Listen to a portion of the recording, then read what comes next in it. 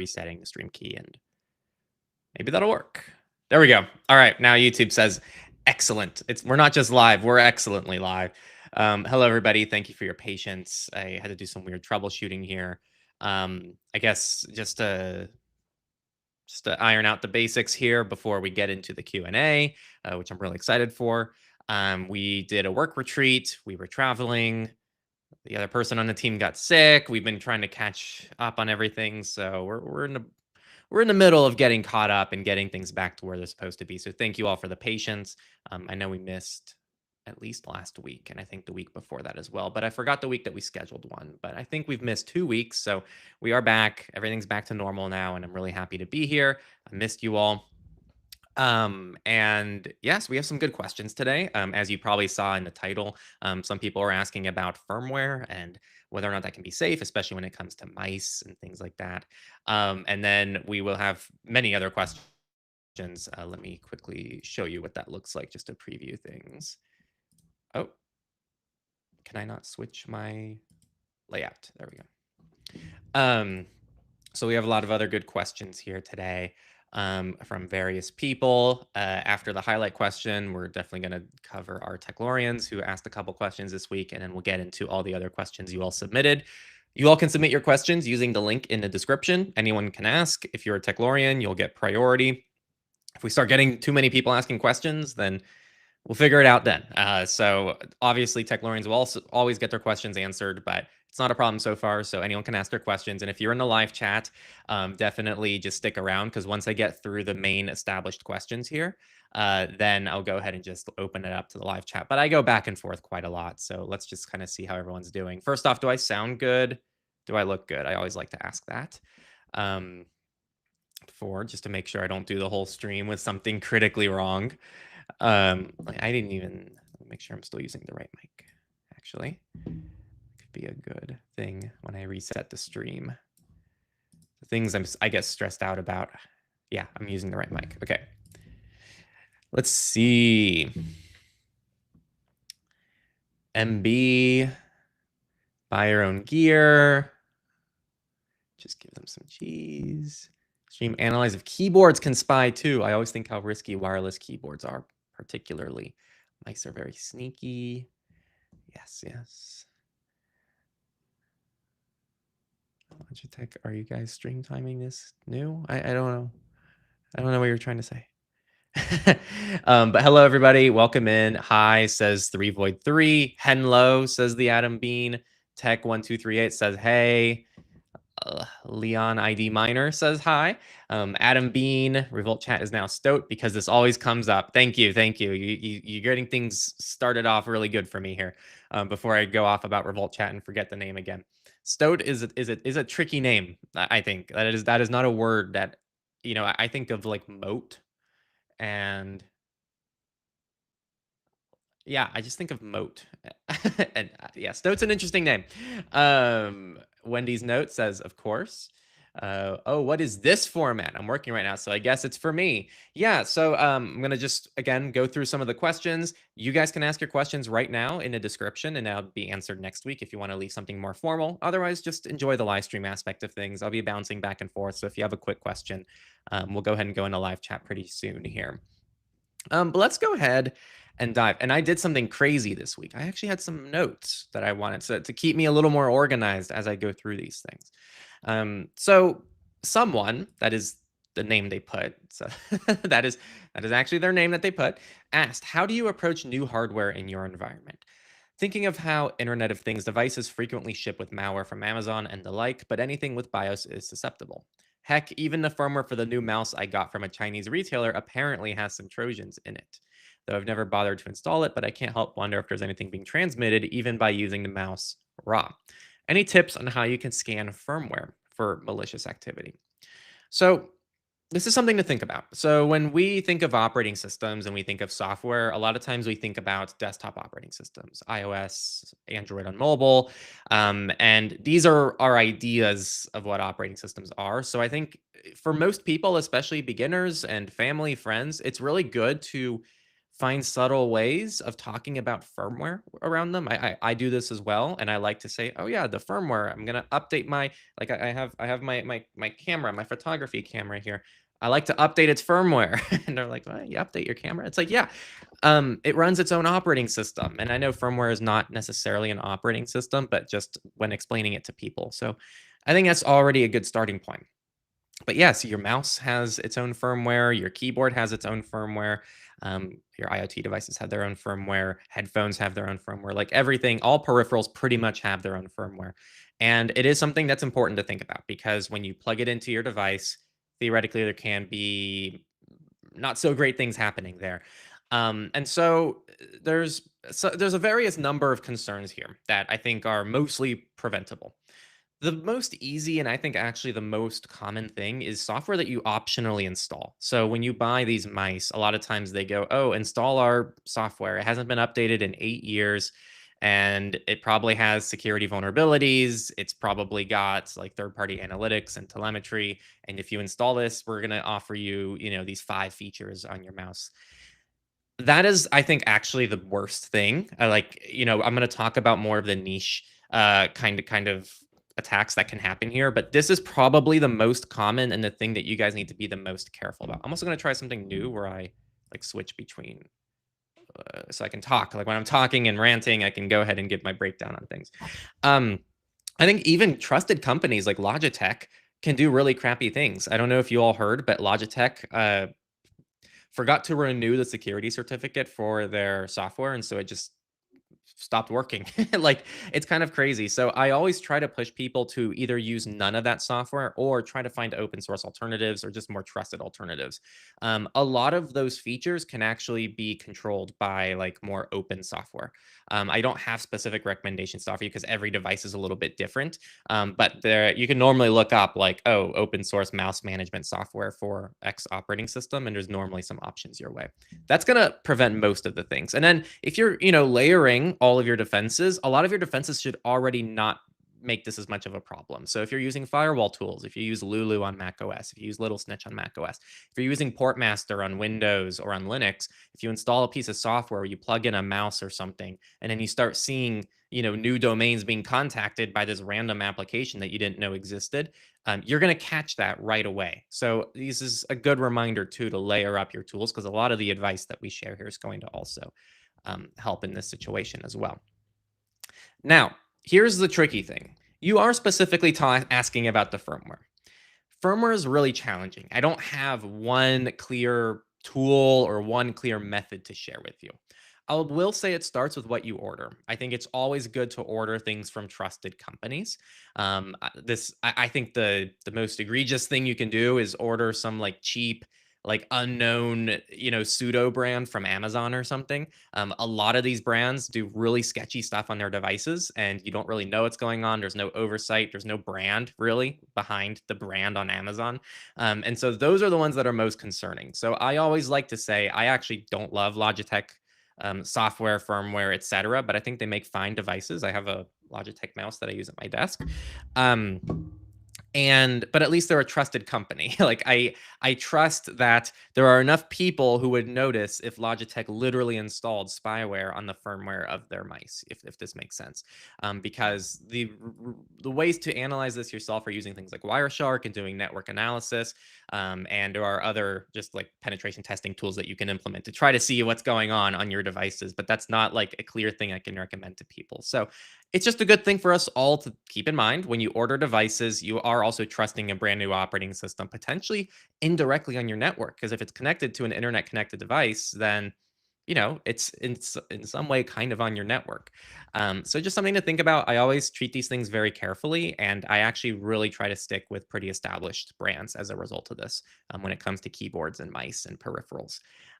Unless it's something that's not that sensitive. Like I think like I'm using this Shure mic. It's a trusted brand, of course, but it's plugged in while I'm using it, and then I unplug it.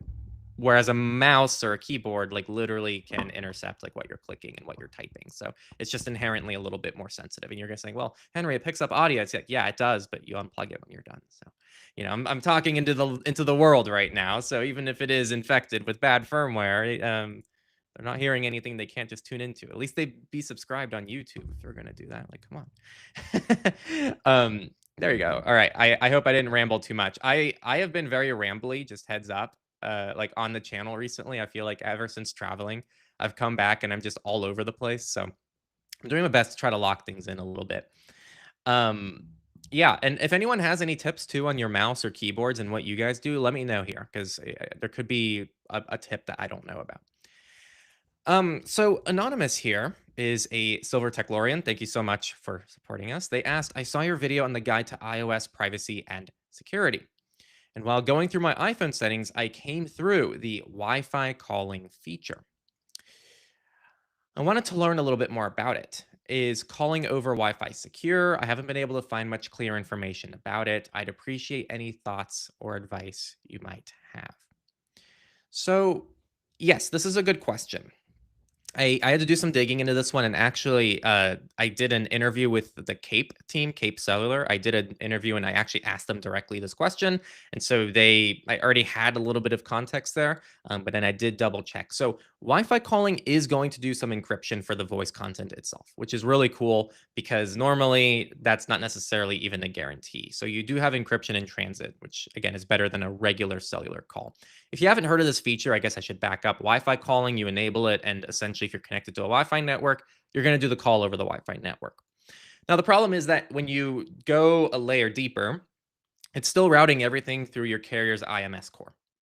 That means your carrier can still see who you called, the duration, all the metadata, and it's still fully visible to them. So it doesn't really bypass the carrier surveillance. So the bottom line here is it's not changing that much. It might be better than nothing for content security, especially when if you're concerned maybe about like someone locally around you trying to like eavesdrop on your call. But this is nowhere near a signal replacement.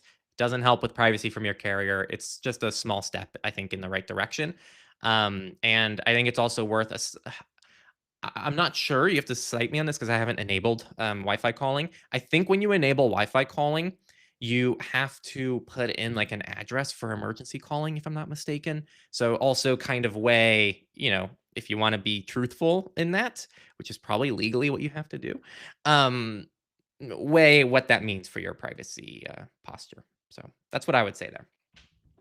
We also have E2.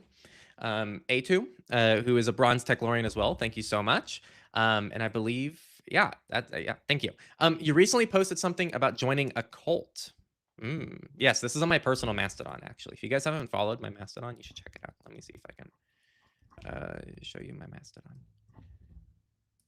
I post like a lot more personal stuff there, so don't expect like a huge amount of Techlore stuff. But like this is my personal Mastodon. It's just @hen@social.lol. Like I had this take recently, which I'm gonna say here because I can. So I have some family members who use Signal and they're a lot more sentimental about my chats. But now their chats are taking up like 4 gigs on my phone. So, and I'm not that sentimental about the chats, to be honest. And so I kind of thought about it. It's like it's kind of annoying how Signal only lets you do disappearing messages on a chat wide basis. And then I feel like iMessage is the opposite. iMessage only lets you do disappearing messages on your end. You can't do system-wide disappearing messages. So I just think it'd be cool if you had granular disappearing messages where you can say, make messages disappear for the whole chat or just make messages disappear on my end. I guess I can just delete the chat. I can just delete the chat and then start a new message with them, and that effectively does the same thing. But that's not, that's just a one-time thing I have to do every time. So if you like that idea, maybe you guys can tell Signal about it. Maybe if I get enough of you to think it's a good idea. So I posted, that's why I brought this up. I posted on my personal Mastodon that I joined a cult and it was about Obsidian. Can you explain your reasons behind this and what your experience has been like? Do you have a specific use case for it or using any other note-taking apps? So yeah, and they asked, simple software. So has that changed as well? Okay, so a little bit of context here. If you've been following the channel for a while, you know very well that I appreciate Obsidian and I've always appreciated Obsidian, but I was always like, I'm just not going to use this. This is ridiculous. It is way, way, way, way, way, way, way too complicated for just the basic notes that I take. But And I'll get to why I changed in a second. So I started using a different notes program. I've actually been hopping between notes programs for a while now. So I was using Crypty a lot, and I still use Crypty for some things here and there. Crypty's all web-based, it's all open source and then encrypted. I really enjoy it. Very clean, very simple experience. And I'm really good friends with the person who runs it too, John. Um, and then I checked out Lunatask, and I really like Lunatask because it's kind of like an all-in-one life tool. It has habit tracking, it has tasks, it has notes, etc. But then I started feeling like the notes feature was really like it's simple but still bloated. It's neither. I think it just didn't fit with the way I use notes. And then I decided to move over to something called Bare Notes. Bare Notes is an Apple exclusive note ecosystem, so it only works on my Apple devices, which is not great. Because then when I pick up another phone, I can't access my notes. So, it's annoying. But the reason why I liked Bare Notes is it was kind of like a natural kind of upgrade from what Lunatask was offering me, because I was looking for something that allowed me to organize my notes a little bit better and access things a little bit easier with a better search, all these different things. And what I realized actually, so two things, and then finally I'm on Obsidian now, which is what I posted on Mastodon. So the reason I moved to Obsidian is two reasons. One, Bare Notes is actually like a lightweight Obsidian, and I didn't know this going into it, but Bare Notes has a lot of like it trains you to think in the way Obsidian it wants you to think about notes.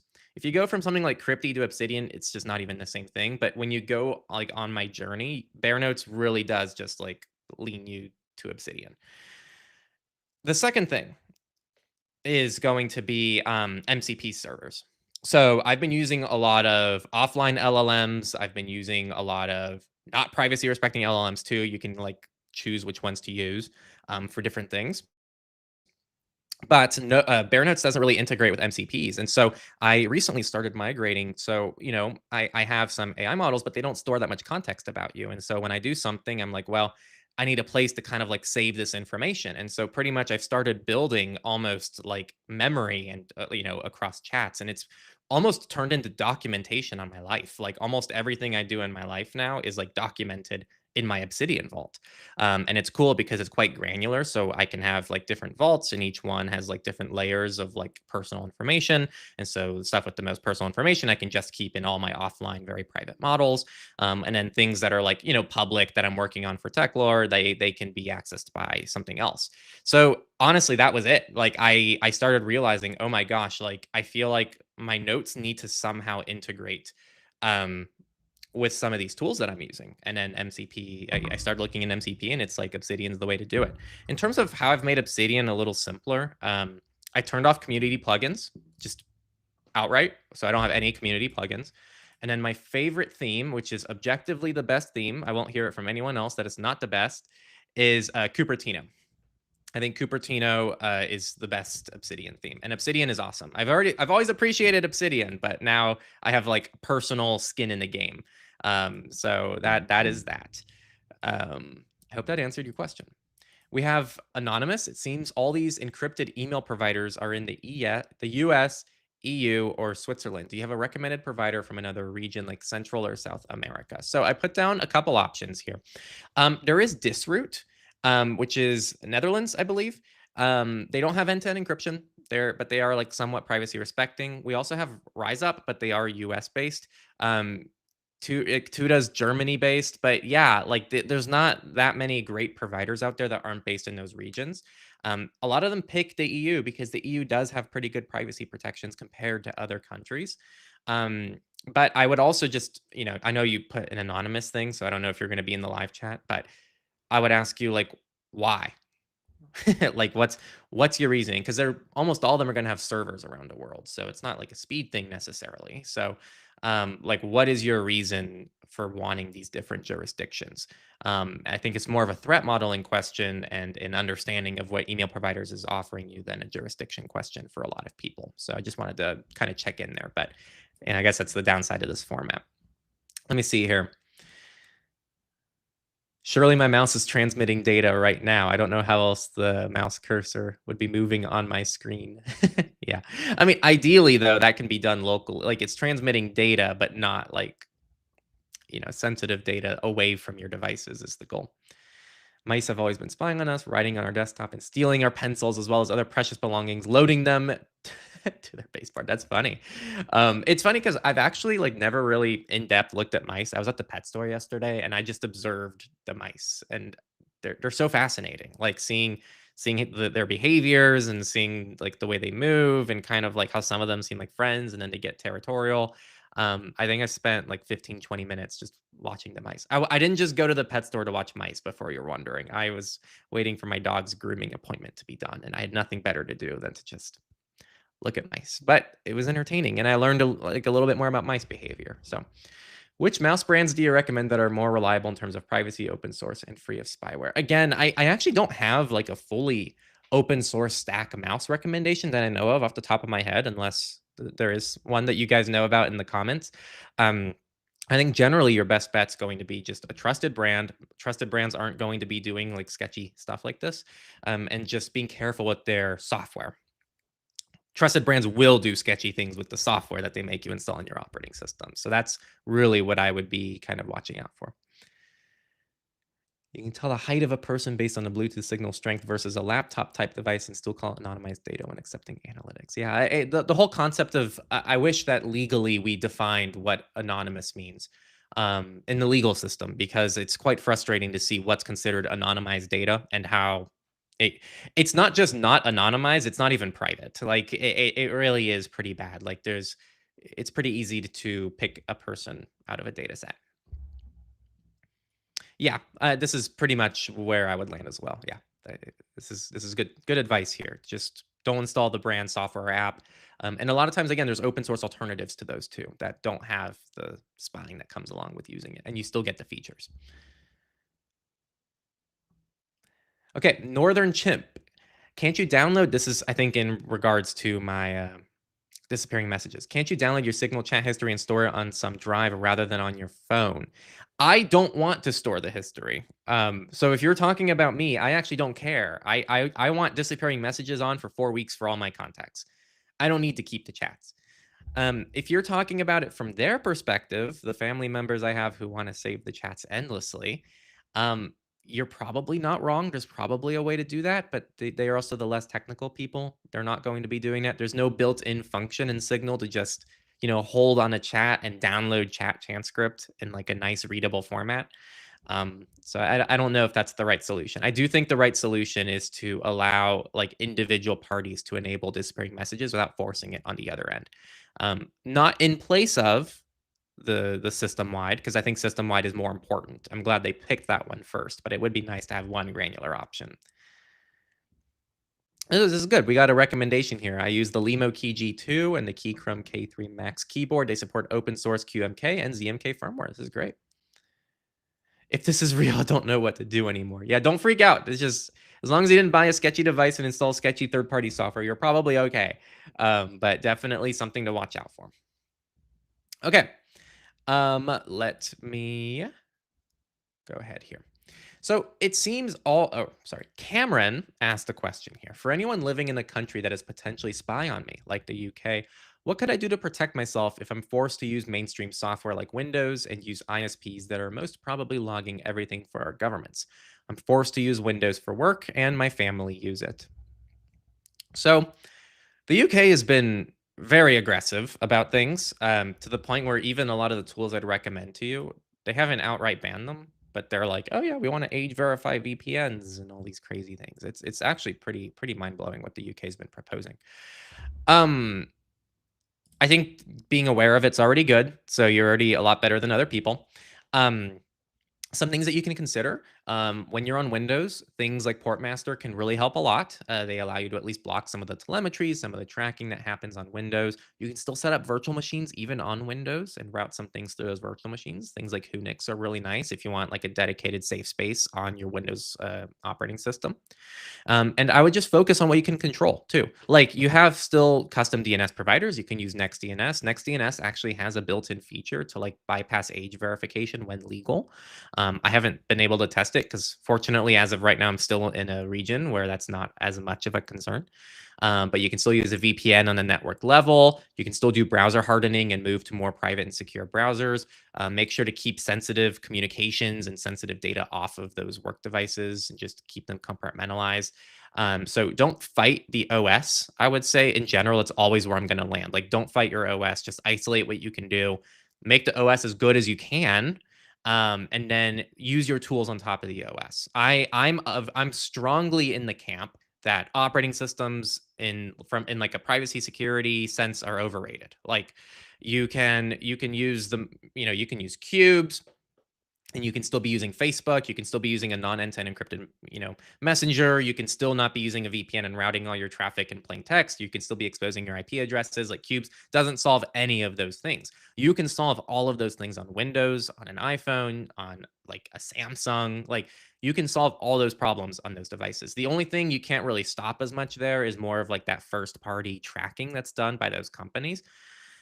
And even those, you still a lot of times have a lot of leeway. Like, you typically can do a lot of blocking on the Windows end without needing to switch operating systems. So this isn't to say that, you guys shouldn't be switching to more better operating systems. I think it's great. But I do think it's just a little bit it's pushed early on in the journey. But I think it's kind of weird to recommend, switching operating systems before taking care of the basics. So I think you should be using a password manager. You should probably already know whether or not you need a VPN. You should be using a good browser, and then when you move, you'll actually like a lot of those tools make it easier to move anyway, right? Like, a lot of those tools are already open source. A lot of those tools are already compatible with Linux. But if you just move straight to Linux, you move straight to like a de-Googled ROM, a lot of your stuff's not even going to work anyway. So again, I think it's more of an order of operations question, and I feel like operating systems are further down the line. So this is all to help validate your position, Cameron, that you can get far where you are. You don't need a whole dedicated operating system to make good progress. Donald, would you consider a long form video or even a series on how to set up and get started with the basic Linux distro and then cubes as well? I'm thinking a step by step. Yeah. So I'd actually love feedback on this. So if you're in the live chat, if you're watching this in the future and you're leaving a YouTube comment, I've been thinking about mini courses as just a concept for us. Um, we have Go Incognito. We're working on it. We may or may not have recorded all of it already. Um, and that's a big project. I mean, that's hours of footage, hours upon hours of footage, almost half a day's worth of footage. And then once it's all edited down, it's still going to be a long time. And it's a huge project. That's like every, 5 years kind of project. Um, but like the next cloud series, which isn't done, but also something we're working on right now, that's like a mini series, like 5, 10 episodes. It's just meant to explain to you one thing. I've thought about doing like a self-hosting series. I've thought about doing a digital sovereignty series. That was specifically an idea that was shared to us by one of our Techlorians. That's in our like idea tracker on our website. It's like a digital sovereignty guide, but I think that's like almost a mini course. Like, if it's either a 45-minute video or it's like a well-structured like 10 video series. So I'm actually currently exploring this idea, and something like this would be perfect for that. Like, oh, like, basic get started with Linux mini course. Like, what do you guys think about this idea? Do you guys think just a longer form video is a better way to do it? Obviously, not every tutorial we do would just become a mini series, but what do you think of that concept, and do you think that has inherent advantages on your end as viewers? So I'd love to hear some feedback from you all on what you think about that, because I'm very open to it. I've actually been thinking about like different things that we can do mini series on, and I think that could be a fun one that you recommend here, Donald. Anonymous says, I'm struggling to get UFW and Docker to work together securely without conflicts. Could you cover this in a future video? Your content on privacy and security is always appreciated. Thank you. Yeah, this is definitely a little bit more technical. This would probably fall into maybe even like the self-hosting camp. I know it doesn't need to be. You can just be running Docker for whatever reason, and you running UFW and doing some firewall stuff on your end for whatever reason. But I feel like this would fall like directly in like a self-hosting mini course type of dealio. No plans of doing anything like this right now, by the way. But yeah, it's kind of tricky. I wish UFW was a little bit more intuitive. You kind of have to know what you're doing. So yeah, it's something that we might explore down the road, but I can't promise that we're going to do it anytime soon. It's not on the plan. BM says, I've been going on the privacy journey for several months, and the one thing I'm struggling to wrap my head around is DNS. To make a long story short, do you recommend allowing any VPN or my VPN to resolve DNS or port master? My very minimal understanding of this says that using port master with a VPN might cause some conflicts with DNS, but I honestly have no idea. Honestly, I have no idea too, because every operating system is different. And even when I try researching operating systems, you're going to hear mixed things. And like literally, like the official, like, okay, I can speak to definitely Mac OS too, because this is where I deal with the most amount of conflicts on like these work machines that we use. Literally researching how macOS handles networking is like, oh yeah, it might do this or it might do that. Like that's like almost the official wording that's used when I do research on this online. So it's quite frustrating. And sometimes it says like, oh yeah, it's probably not going to work. And it completely works fine without issues. So this is the kind of thing that every OS is different. The way that every VPN handles this is different. The way Portmaster handles this might be different. Like my point here is that there are probably like 5 different ways, plus or minus a few, of setting your DNS on a system-wide level, and each of those have weird pros and cons. You can set it in your browser, but then it's not going to be system-wide. You can set it in your VPN, but if you're not connected to your VPN, will it still route through the DNS? That depends. I think iVPN has that feature on mobile. I don't know if they have it on desktop. Maybe they do. I think they do. But I don't know if Molvad does that. So do you only want the DNS when you're connected to the VPN? Well, if but maybe it makes more sense with Portmaster. But if you put it through Portmaster, will the VPN resolve to Portmaster's DNS or its own DNS? Like these are all the questions. And a lot of times there's specific settings in each tool as well that can change the behavior. Like, maybe your VPN has a kill switch or something, or like um I'm just making stuff up now. But like my point is that every setting and everything kind of interacts very weirdly on a networking stack, and it's quite confusing to follow. And I can't tell you exactly what's going to happen. So I just think it's going to take a little bit of personal experimentation. I do think, like personally, you can just you can do this with any DNS provider, but with NextDNS, on the My NextDNS page, it tells you when you log in, you are connected and using NextDNS. If you're using Molvad VPN, same thing. Like it'll tell you you're connected and using Molvad VPN. So typically those two tools are enough for you to start troubleshooting and figuring out how things interact on your system. So you can try setting it in Portmaster and then turning your VPN on, turning it off, seeing how those tools interact. And over time, hopefully you'll find a workflow that works is the goal. Um, so I hope that helps. Again, I actually cannot explain to you how it works because I also kind of have no idea, because the way these tools interact is a huge kind of mystery. Um, it's not actually a mystery. I'm sure there is someone who can tell you right away, but it's actually, I think, quite an in-depth thing. Okay, so Anonymous asks another question, and this one I did have some notes on, so let me pull those up too. So they asked, what do you think about NIM, VPN, decentralized VPNs, compared to something like Molvat? One sec. So NIM is the overall concept of a decentralized VPN. It's going to route your packets through like different nodes. I believe they're open source. Um, And yeah, so Molvad, on the other hand, is just you're connecting to Molvad, and it's audited, it's fast, privacy respecting. They're pretty much the most trusted project in this space. They have a really good track record too. NIM, I would say, doesn't have that track record. So I'm gonna be real. I've never used NIM. I don't have the technical knowledge to like pick apart their infrastructure and the way it works to tell you if it's good or bad necessarily.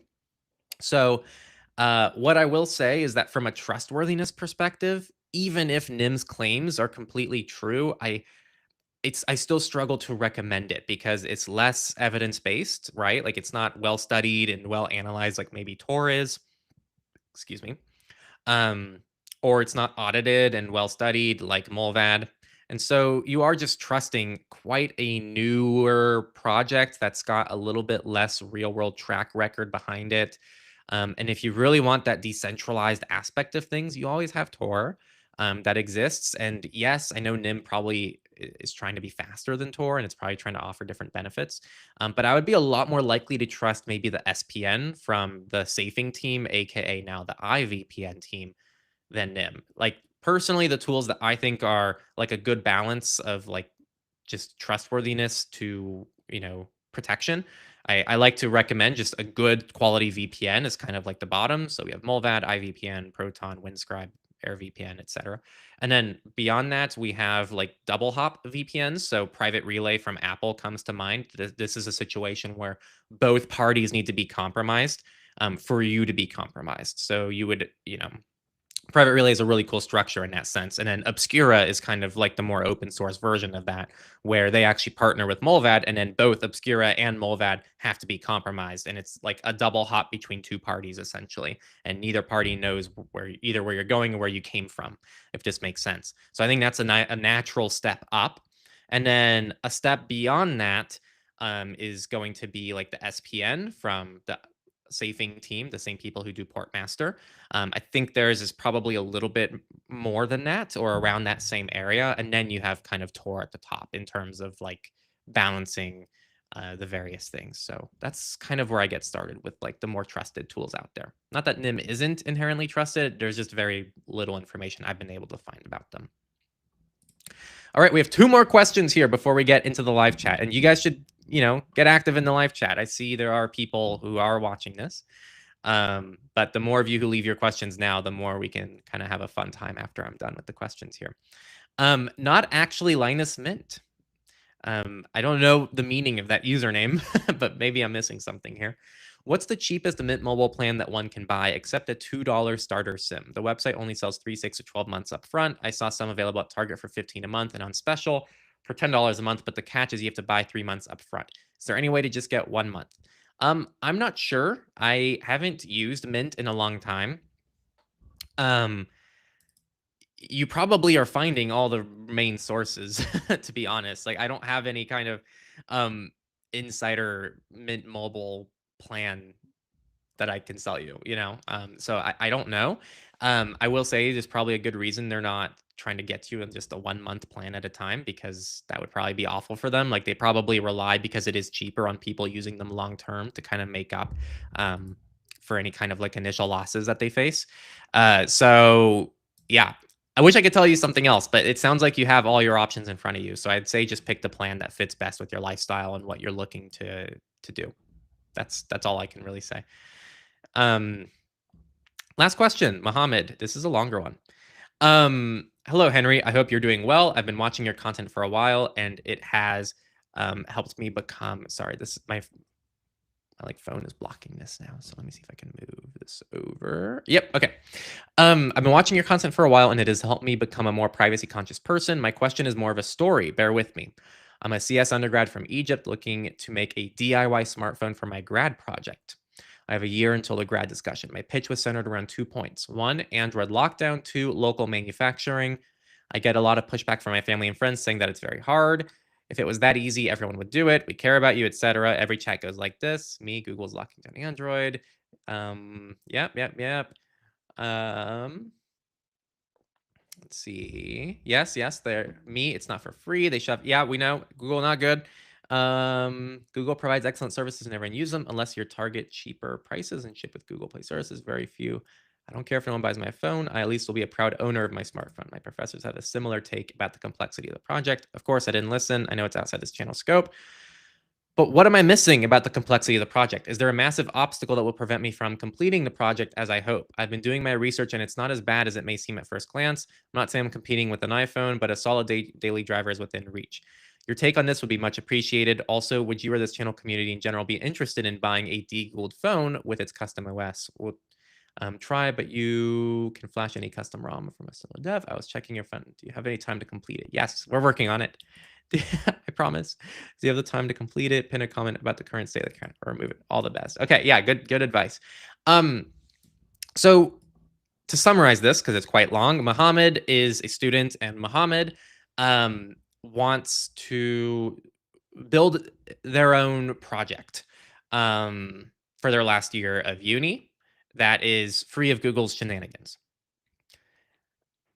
It is. I mean, I know you don't want to hear this, but that is a big project. I know you've already heard that. People have already told you that. It's a bit unclear if you're targeting hardware and software. I think if you were just doing software, this would actually be a little bit of an easier project for you.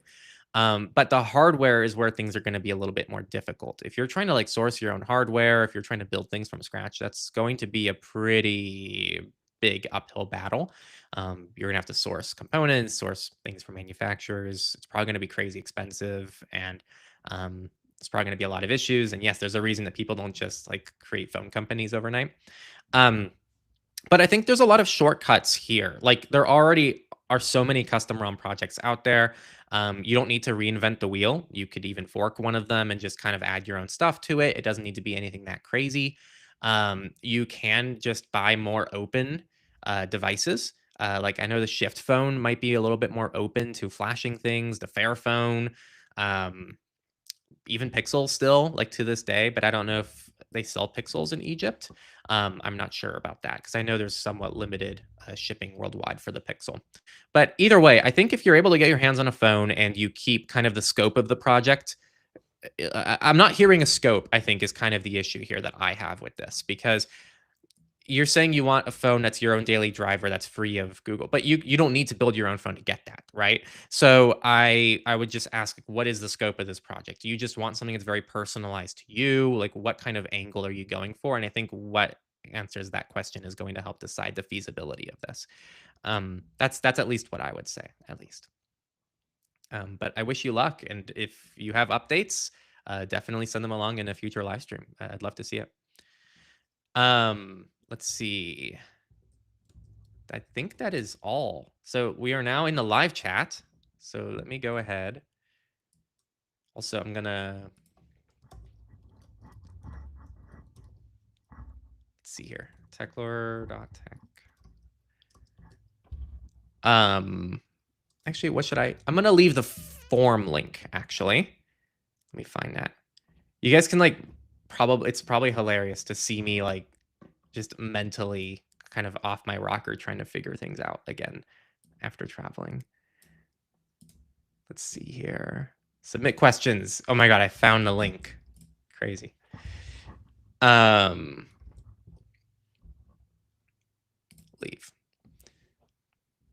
Okay, so if you are tuning into the live stream and you want to leave your question for next week, this is the place to do it. It's in the description. You put in your name. You can use anonymous. It doesn't have to be a real name, though. It's kind of nice when you use your real name. And then you just say if you're a Techlorian or not. And then if you are, then you'll be prioritized. Put in your email and your question. It's that easy to leave a question like everybody else did. In the meantime, let's go to the live chat because we're out of questions. So now it's all up to you guys. Let's see here. Let me pull up Riverside and make sure I'm all matched up. Okay, so T Consumer says, kind of out of scope, but what are your thoughts on the California's Digital Age Assurance Act and similar laws passing in other regions? So my first initial reactions to these are quite negative. I mean, they sound scary. I think they're a huge overreach. They don't sound like they're in any way dealing with any of the root problems they're trying to address. So I'll just say that outright. I think it's kind of a problem the way that they're presenting these things as some kind of like magic bullet solution, right? Can I switch that? It would be cool if I could also. I'm trying these different workflows. I still think this one's the best. But I think the fact that it hits open source operating systems too, it just speaks to how reckless and how they didn't think these things through. And they were really just focusing on like, oh, yeah, we just want to hit these big tech companies hard with these regulations, and we're not going to really think about the downstream effects of these regulations. I go back to the Techlore Talks interview that I recorded with the lawyer from the Free Software Foundation of Europe quite a lot. And, one of the things that he said was, there's good and bad regulation, and I feel like we've been seeing a lot of bad regulation. I think that the intent is good, which is to rein in these big tech companies, but the way they're going about it is quite poor. Now, I'm actually still quite confused. Lucas is the lawyer's name, by the way. And Lucas put out, because the Linux community's been freaking out over this stuff. They're like, bad, blah, blah, this is bad. And it sounds really bad, right? Like age verifying Linux. And I agree that that is bad. I actually recorded a whole surveillance report where I was kind of like ranting about how like so many of these Linux distros, like Canonical, Red Hat, they're not really like fighting or doing anything. They're just like, yeah, sure, we'll do it. Here's what we're doing. And it's like, is that negotiating? Is that like you're supposed to like refuse to do it and then, you have to meet in the middle with people, but they just kind of like roll over. But then, now the Linux community is quite split on all this stuff. But then Luke has put out a post on Mastodon saying like so many people in the Linux community don't even know how these laws work and they're just over exaggerating and blah blah blah. And it's like, wow. So I actually pinged Lucas to see if they'd be interested. And they referred me to a colleague. So we're trying to get kind of an interview going with someone who is an actual expert on this who can help explain to me like what is and is not concerning about what's going on with this kind of like operating system level age verification stuff. Because frankly, like every day I seem to be reading different information about how it works and what the implications actually are and whether or not it's a big deal. So um, that's where I'm at right now. I'm still trying to figure this out. I think very few people in the world actually know how this stuff works. Um, and the more that we appreciate that, I think the better we'll all be. Um, because I don't think it's as simple as just it's all bad and it's all good. So that's what I'm trying to figure out right now on my end, and it's why I'm being a little bit wary on like how to approach the subject because I don't want to just outrage without understanding what I'm outraged about. Um, Hi, AI. Ow. If you have a regular mouse, can you use any separate software to check for data transmission or spying, regardless of the brand? I think the best way to do this is going to be something like Wireshark. It's going to be on your network, not like necessarily on your device. I'm sure there is a way to do some kind of like analysis of what kind of data is transmitted from a device from your like host device, should we call it? But typically, the way to do this kind of stuff is through Wireshark. So on Wireshark, you're going to spin it up. It's going to tell you all the network traffic on your router. And so anything from your mouse would also show up there. But you have to have a little bit of technical knowledge and experience to be able to go through it and see like what is legitimate, what's not legitimate, how to look for what's suspicious or not. If you're not as experienced, this is one of those things that even like an offline LLM might be able to help you with a little bit because you can go ahead and just copy that, especially if it's offline. Doesn't really matter too much if there's anything like personally sensitive in there. And so it can at least probably find some red flags or at least help you see like what's trusted and not trusted and help form a framework for it. Another question: does the operating system used on your computer have anything to do with the potential for spying on your mouse activity? That's a good question. I haven't thought of that before. But my just uneducated guess is that yes, like a better operating system would do a little bit more to help I don't know, protect what kind of access a peripheral device can get, but I've never actually looked into this. I would just assume this is one of those things that like Apple thinks about and locks down a little bit more on their devices. And on Windows, you just plug in anything you want and it can do whatever it wants. So, like that just sounds like how it would work to me. But I'm actually very unfamiliar with that. It's a really good question. So it's something I should look into because this is not something I've thought about. Oh yeah, yeah. Wireshark was suggested here too. Yep. Yeah. That's a good point too. Like in a controlled environment, so you don't have to go through all like the actual traffic. Lovely, lively, lovely, lively chat. Honestly, not thanks to what you've been posting.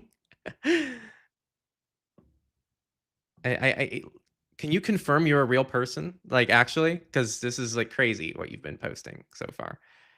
Not true. Let's see. Hey friends, hope we're all doing good. Hello, data barista.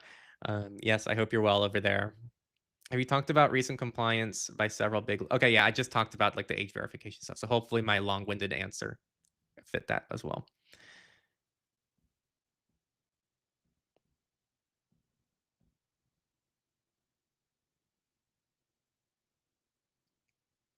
I am a bot. So I ban you, right? Is this how that's how this works, right? Crazy.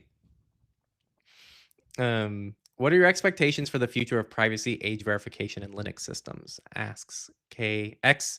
Oh my god. XZXZOX. on my display, it's quite small, so you're really challenging my eyes here. Um, so that's a hard question to answer, to be honest, because it's very open ended and broad. My expectations for the future of privacy. I really think that.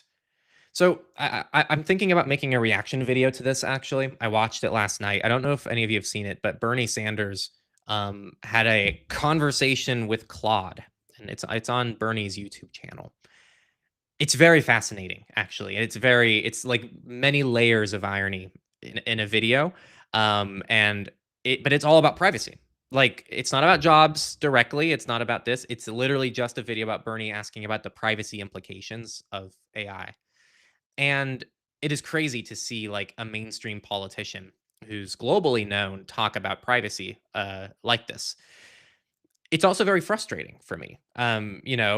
Myself and many other people in the privacy world for the last 10 plus years have been sounding the alarm on all these big tech companies and how they weaponize data, how they use it to influence you, how it's a threat to democracy, how it's a threat to freedom of speech, how it's a threat to the control, and how privacy is control.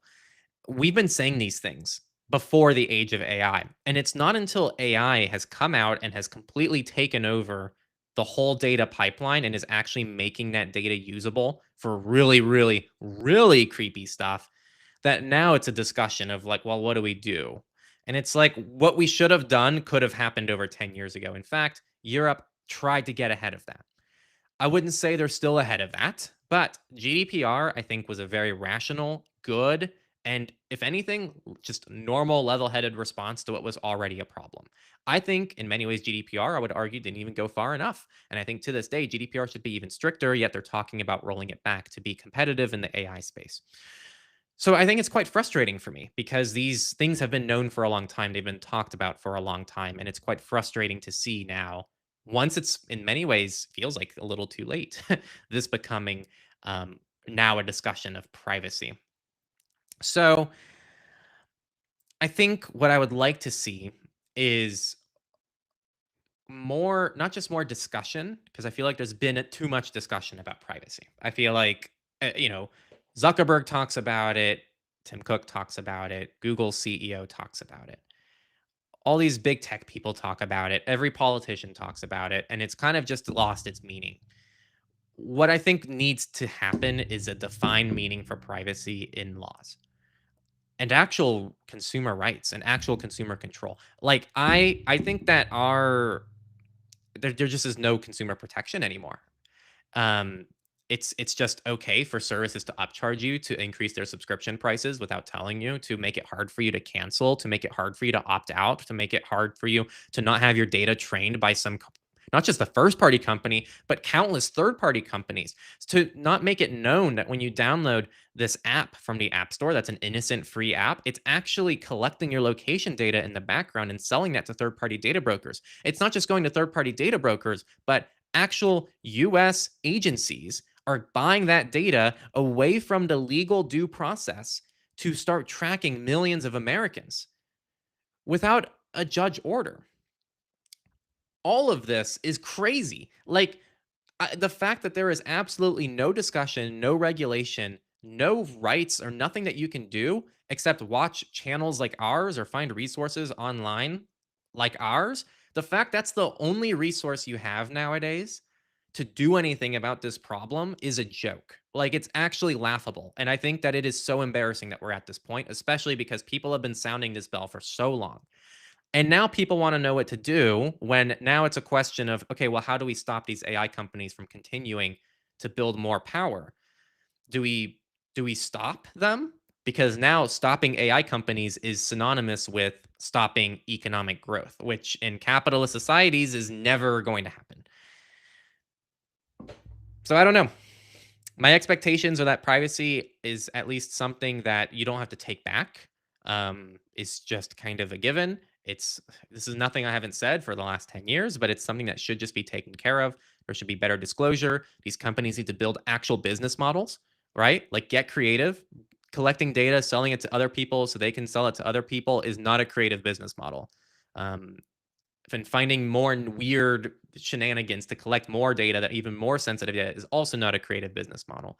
Actually having a use case, improving people's lives and building a relationship with an actual customer, that's the customer that's also getting value from you, is how you build a real business model. And what I just described is no social media company in the world, because no social media company actually makes their money from you. They make their money from your data.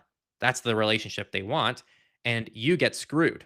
And then they sell all the stuff that they do to you. They keep you on the platform as long as possible. So this has just turned into a big rant. I don't know how to answer your question. I'm quite frustrated, and I think there needs to be a lot more systemic change. So I'm really hoping that politicians are waking up, and I hope that maybe AI is the catalyst to get them to get their act together. But with how fast things are moving, it's going to be hard. So we'll see. Do you recommend Proton Pass over Bitwarden? I want to be clear. I recommend any good quality password manager, which is both of those options. So they're both great.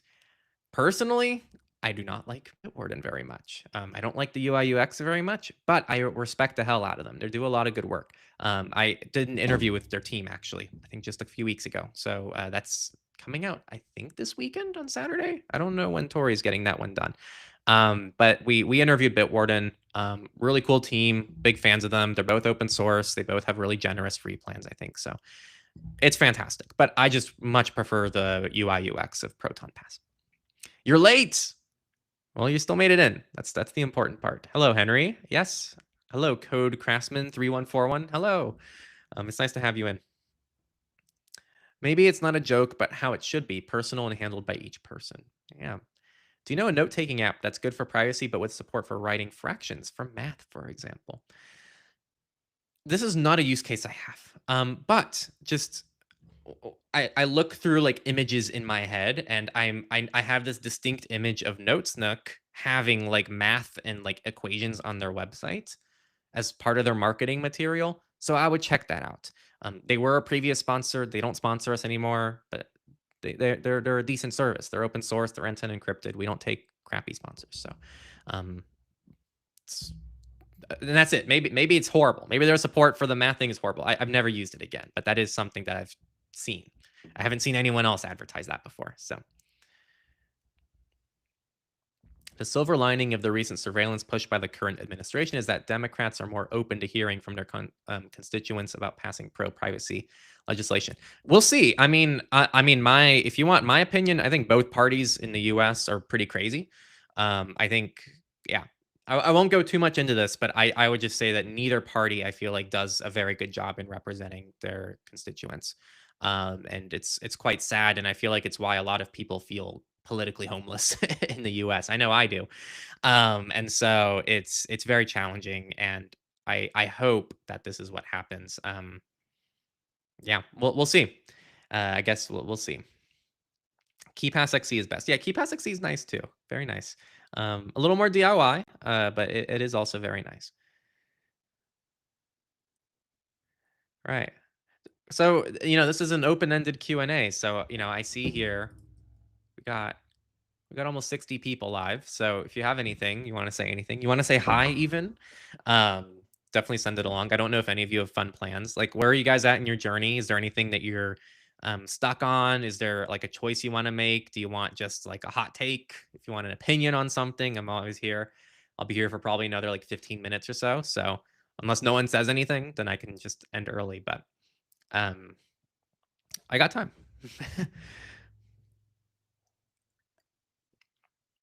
In the meantime, until I see more things in the live chat, I'm going to go ahead and talk about photography because I can. So this is my Fujifilm X100V. It's a very nice camera, very viral camera. It gets a lot of eyes when I'm out and about, but I genuinely just love the look of this camera. I got it used. I like to buy all my devices used when I can. And I got a really good deal actually on this camera. And here's the thing, it's funny because, no one ever teaches you how to do photography necessarily. I've taken photography classes in both high school and uni. But the uni one was a black and white like film photography class. So we were in the dark room, all these different things. And then the high school class I took was just like a basics to photography class. But I've been shooting on this thing on JPEG plus RAW. And I have been trying to compare it to like a pro iPhone and like the image quality to see kind of the pros and cons when I'm out shooting shots. And I just been looking at them and then it's like, damn, the pro iPhone just like looks better than this thing in almost every shot. Like this still has kind of that like realness and the depth of a nice camera, but the actual like computation and the way the final image looks on the iPhone was almost always better. And then, I'm because I'm still learning these things. I finally actually like learn how to like develop raw photos. I don't want to use Adobe, so I didn't use Lightroom, so I found like Photomator. Oh my god, guys. It's now the iPhone photos look embarrassing. Like I unlocked and now I'm going back to photos I took on this very camera like 3 years ago, 2, 3 years ago, and it's like reliving. It's like I got a whole new photo shoot. It doesn't even look the same. So I just think there's, at least for me, I somehow missed the memo that when you're shooting in RAW, when you're shooting with a nice camera, you need to actually go. You don't just keep the raw photos in your album. You don't just keep the JPEG version in your album. That's not actually the final shot. So no one told me that. I know it's very basic and very beginner, which is funny because I think I actually am not like necessarily a beginner photographer. Like I think I'm able to make very quick adjustments. I can get really good shots, not like advanced, but I think I'm like intermediate photographer who just didn't know you're supposed to like actually like do things in like, I didn't know what to do with raw files is really my point here. And now I'm having a lot of fun again because I'm getting some crazy good shots out of the camera. So I hope you all enjoy that. And if you're like me and you did this, then there you go. You learned something new today. But I'm sure if you knew, you knew. What would be the question you would like chat to ask? Dream topic for you. I don't have one actually. I honestly did not. I didn't have a question in mind when I proposed you all ask me a question. I feel like, yeah, I love the idea of plod. Plod. I haven't heard of plod. What is plod? Can you explain plod to me? Thoughts on Android's so-called new flow? Yeah, so I talk about this in the surveillance report that I still have to put out. It's on YouTube actually. I just need to get a thumbnail and publish it. It's pretty ridiculous, like on many accounts. I'm just gonna summarize my final take here. So for those who don't know, Android, Google is trying to prevent side loading on Android by making developers go through this crazy process. And now as a person, if you want to download unverified apps, which is going to be essentially almost anything from F-Droid, if not everything from F-Droid, including F-Droid itself, you now have to go through this advanced flow where you go into the developer options, tap 7 times to get into the developer options. You have to find like this new menu. You have to click accept the risk. Then you have to reboot your phone. And then, no, you're not done yet. You have to then wait 24 hours. Then you have to confirm again that you want to accept the risk. And then you still get the basic prompt when you're installing the APK like you used to, because there's always been a warning when you install an APK that it needs to be a trusted APK, but you still get that. So I'm just going to say this. When you read Google's justification for all, like Google has responded to most of the criticism. Like there's an Ars Technica article on this that they include Google's responses. So some people were talking about political influence. Like what if, in Cuba or in a repressive country, they want an app not to be published.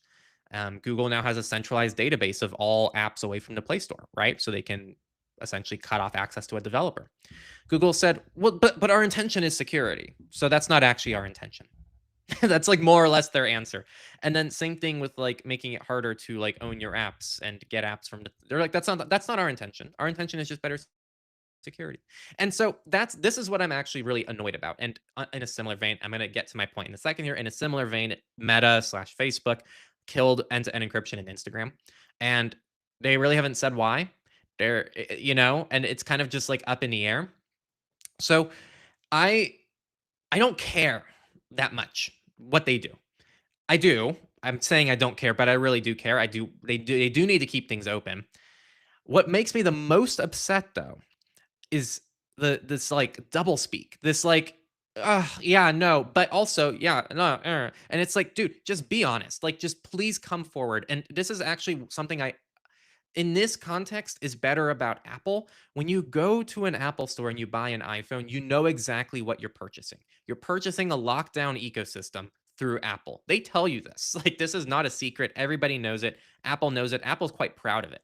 If you look at Google right now, Google is saying two things. They're saying, oh, Android's an open ecosystem. We're an open, customizable alternative. We want you to own your devices. We're trying to give you more control with these new measures that keep you safer, while literally taking away control at the same time. And they're saying that's not our intention. Our intention is to do this instead. And it's like, dude, just be honest about what you're doing. You're trying to lock down Android. Like, just say it. Like, you don't have to be the good guy of the story. No one's expecting you to be the good guy. You're Google, but at least be honest about what you're doing. And Meta's the same way. Meta just never owns up to it and says, yeah, we messed up.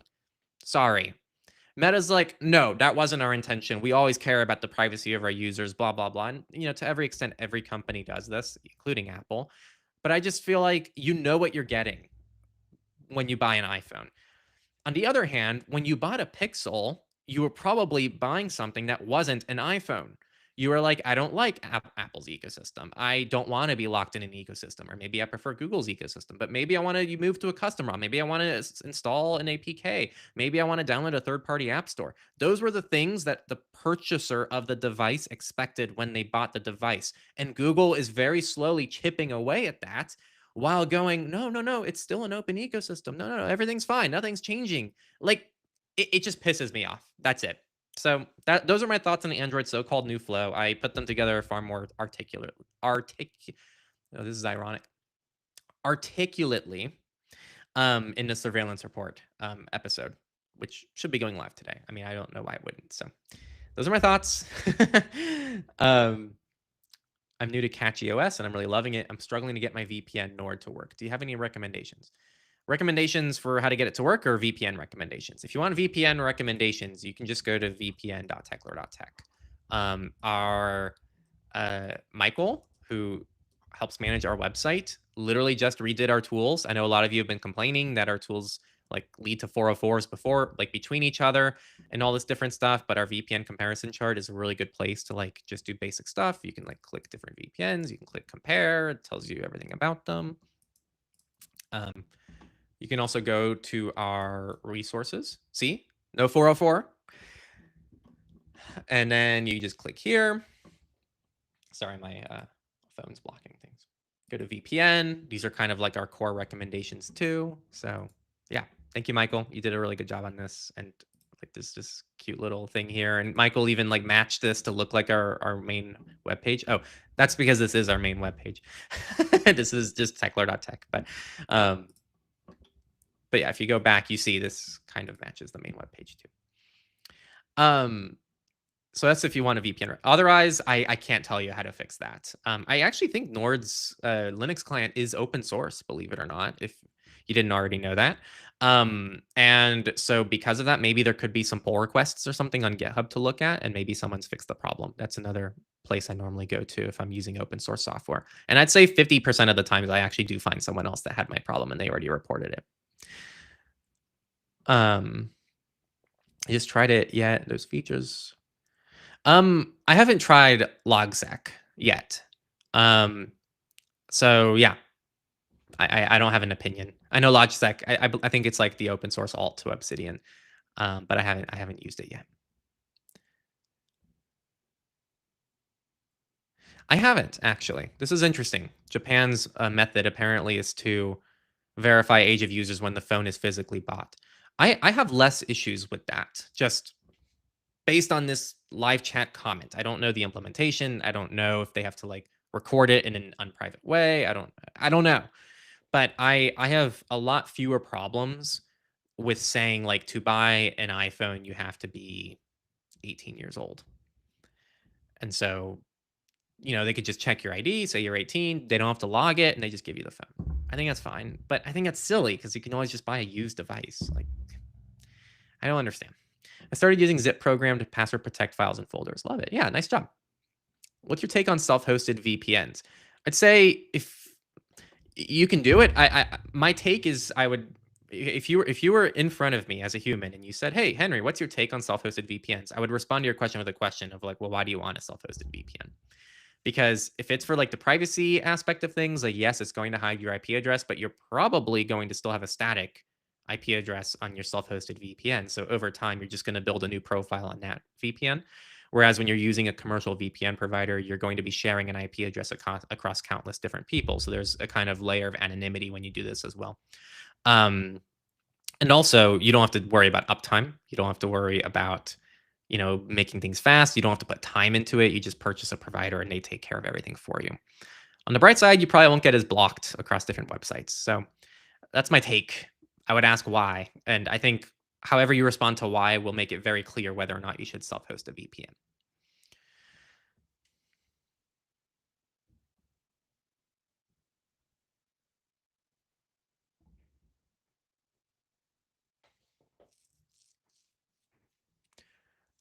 I don't know how ADB is going to work with the advanced flow. My assumption is that it should work almost anything. You can do almost anything on Android with ADB, but I'm not sure how it's going to like coexist or mingle with the advanced flow. Okay, Plod is an AI agent that listens to you all day and can recall anything you need from it. It's good for us boomers who forget what we want to write down by the time we find a pen. So here's the thing. I've evolved my views on AI tools. I think it's partly because I'm coming around to it more, partly because they're also just there actually is more usefulness from them now than beforehand. Because beforehand, I feel like AI tools are really bad and they were being presented as like they're going to solve everything in the world. And I think that we're starting to finally understand a bit better like what they can and can't do. Something like this makes a lot of sense. I've just never seen the tool, and I would just be concerned about the privacy implications. Like I'm pulling it up here.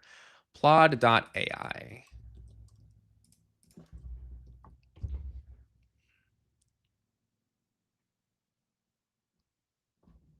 Oh God. Made for real work.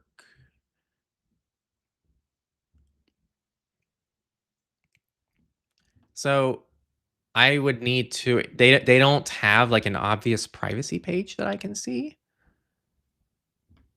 But my concern would be what are they doing? Like this stuff needs to be very you need to be very careful with this stuff. Because it's collecting quite sensitive data if it's everything you're saying throughout the day. So that's where I would start. I'm not saying it's not useful. If you want a quick alternative, and I do this myself sometimes, you can use local models like Whisper. Um, Whisper, you can use open source. There's almost always a Whisper something on every operating system, but download Whisper. Um, and then when you get Whisper, you can do a local recording. It will record locally. It will transcribe locally, and then you can put that transcription through anything you want that has maybe a better privacy policy you agree with, whether it's a cloud model or if you use an offline model, you can still use the offline model to go ahead and go through your transcript. And then you have a fully offline alternative to this. Maybe it's not as streamlined, but that is something to throw your way. Also, I need to get off of this website. It's like so distracting, all the moving elements. I'm just gonna scroll to the footer. There we go. So you guys can see the reviews. I don't even know what G2 is. What's G2? um, let's see.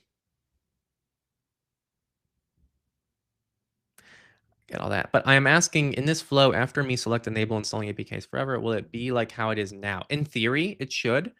So that's what I'm hoping. But again, I really think we should be fighting this advanced flow that Google's proposing. It's gonna really hurt a lot of projects. So the question isn't whether or not, and this has never been the question, and I've said this repeatedly. The question has never been whether or not we're going to find workarounds to still install software without Google. That's never been the question. It was always a question of what kind of issues is this going to have globally on the open Android ecosystem? And this is a big, big, big, big, big hit to that. So I think we really need to be fighting it. Let's see. Lots of respect for what you do. Thank you. Thank you, Code Craftsman. I'm glad you tuned in live too. I think you made it late, but I'm still glad you made it. And thanks for the kind words. Yeah, I really appreciate it. White Neve. Can't wait for graphene to come out. Yeah, I'm curious for the details. I still haven't seen any real details other than Motorola actually confirming things. But I'm curious to see what that looks like. I couldn't get Nord to work because it cut off the internet access whenever I connected. Yeah, that's bizarre. Again, my advice, like check out GitHub maybe. You can see if a different um, you can see if a different provider works. If you still want to keep using Nord, you can always download like WireGuard config files and just download the official WireGuard client for your operating system too, and then just connect through that. I've done that before on some Linux systems.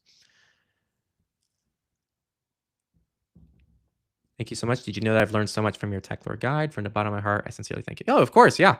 Which Techlore guide is it? Like which one? Which one did you use? And I'm glad it's been helpful.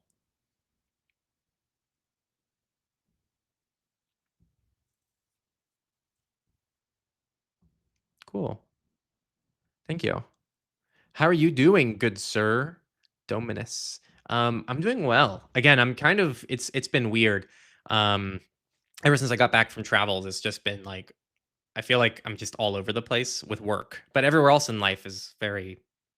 But I feel like that's what it happens, right? Like I get my exercise routine just locked in, dialed in. My sleep routine locked in, dialed in. Everything else like locked in, and then boom, now work is like all over the place.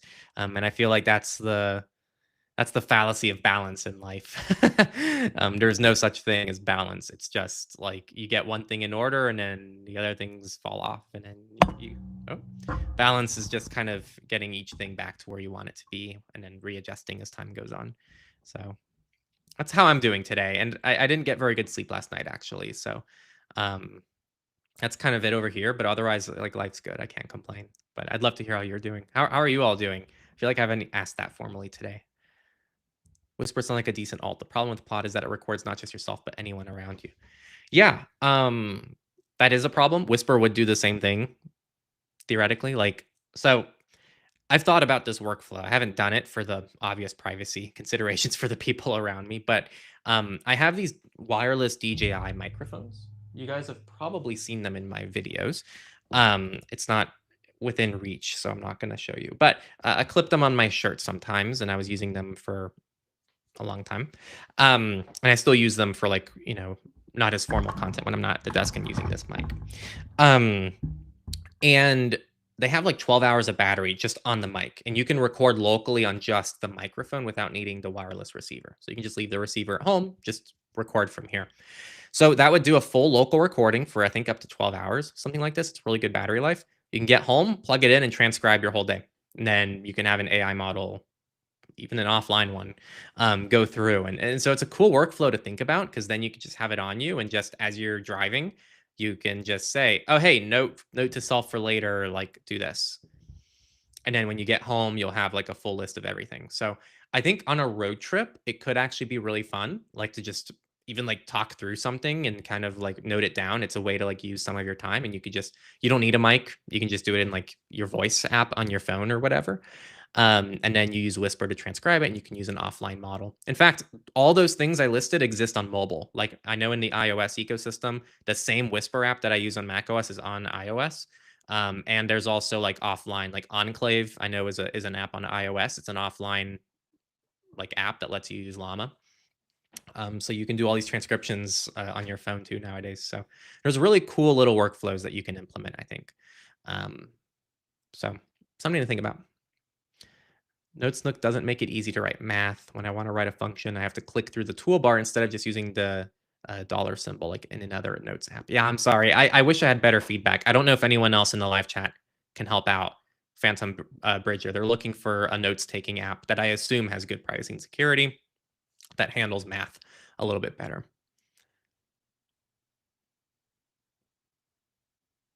Yeah, I agree, Robo Ducky. Yeah, I fully agree.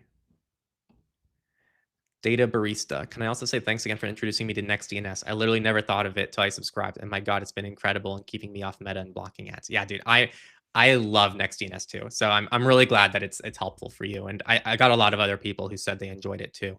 I even got some of my like techie friends who almost always know more than me. And I feel like that's one of the few things I can say, like, yeah, I kind of got them converted. Because a lot of times they convert me onto things, not the other way around. But NextDNS is just really, really, really, really, really nice. Like, I wish they were more transparent because there's still like very little information about the team or who runs it it, and they don't seem to have any customer support. So that is still to this day my big concern behind the project. But there's just no alternative either. Like I know there's Control D, but Control D, it doesn't click with me as well. Like Next DNS, I think it's a much cleaner way of doing things. Um, Personally, again. Um, and it's just great. Like not just from a privacy lens, just from a logging lens. Like I get a new device. One of the first things I do is I set up Next DNS just so I can log the traffic leaving the device and to help like make decisions on like which software to use and what to keep and not to keep, because it tells you right away like what things are contacting. And it's like, okay, so this app is contacting these things. Do I need this? Yes or no? And I actually find that far more efficient than using any kind of built-in tools nowadays. And then, yeah, you can customize like no social media after X amount of time. You can do lots of cool things. I've just outright blocked certain domains now. And the cool thing is that since it's blocked on the DNS level, it's blocked on all your devices. I don't have to go into each device and block it manually. Like I love it. So I get it. And I'm glad you found it. Okay. The best two options I have at the moment are Obsidian and LogSec, but both of these have disadvantages. Yeah, I'm sorry. And then thank you, XZXZOX. Thank you so much. Yeah, no, this is awesome. Man, I still don't really know how YouTube works. I don't know how you did this little guy, but how come I can't? Normally I can like it. How come I can't like it? I should be logged in. Can I not like these things anymore? Anyway, I am going to instead 100. Everyone should give XCXCOX a little thanks for supporting the channel. So thank you. Oh yeah. All right, I'm gonna go ahead and do like a 5-minute call here. Because we're nearing. I think we're all getting a little quieter.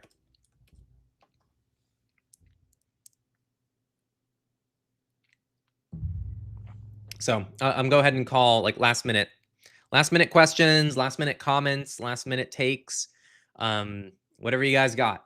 We'll round this out in the next few minutes here.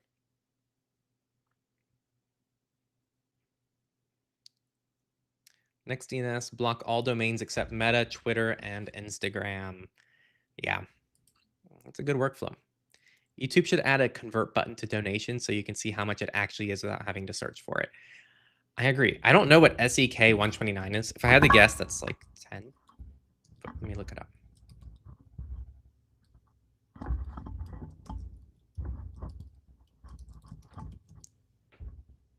Yeah, it's 13. Cool. I wasn't far off. Yes. I find Google's conversions a little bit better. And this is the browser I use, YouTube. So you saw me logged in to Google. Don't tell anybody. But I do think a conversion would be really nice. I don't disagree at all there.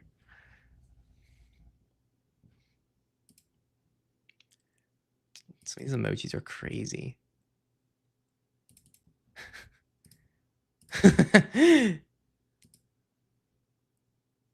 All right. Do we have anything else for the evening here? And actually, okay. So there's a little bit of a workaround. I'm in the streaming dashboard now. And in the streaming dashboard, it does say chat revenue. And in the chat revenue, it says 1362, which is exactly what we just looked up on Google. And it's the same, I think. So YouTube literally does convert it. They just don't visually show it that way. What do you think about YouTube scam and porn ads? I haven't seen them. If they are running those, that's pretty crappy, but it shouldn't be surprising. Again, like I think people need to really think about the business models of these big tech companies and who their customers actually are. I think if more people thought about this, it would actually be huge in terms of the services that they're using and how they think about those services. People still think that, and I think it's actually a little bit of a damaging frame. Like it is good framing. I think it's good for people to think about how if something's not free, then they are the product. But people don't ask the next question, which is, what are they a product to? Like, what are they being sold to? What is being commodified? And it's you and your data. What makes you is the commodity, and it's being sold to other businesses, other data brokers, other big tech companies, etc. Or nowadays to be trained for AI features. And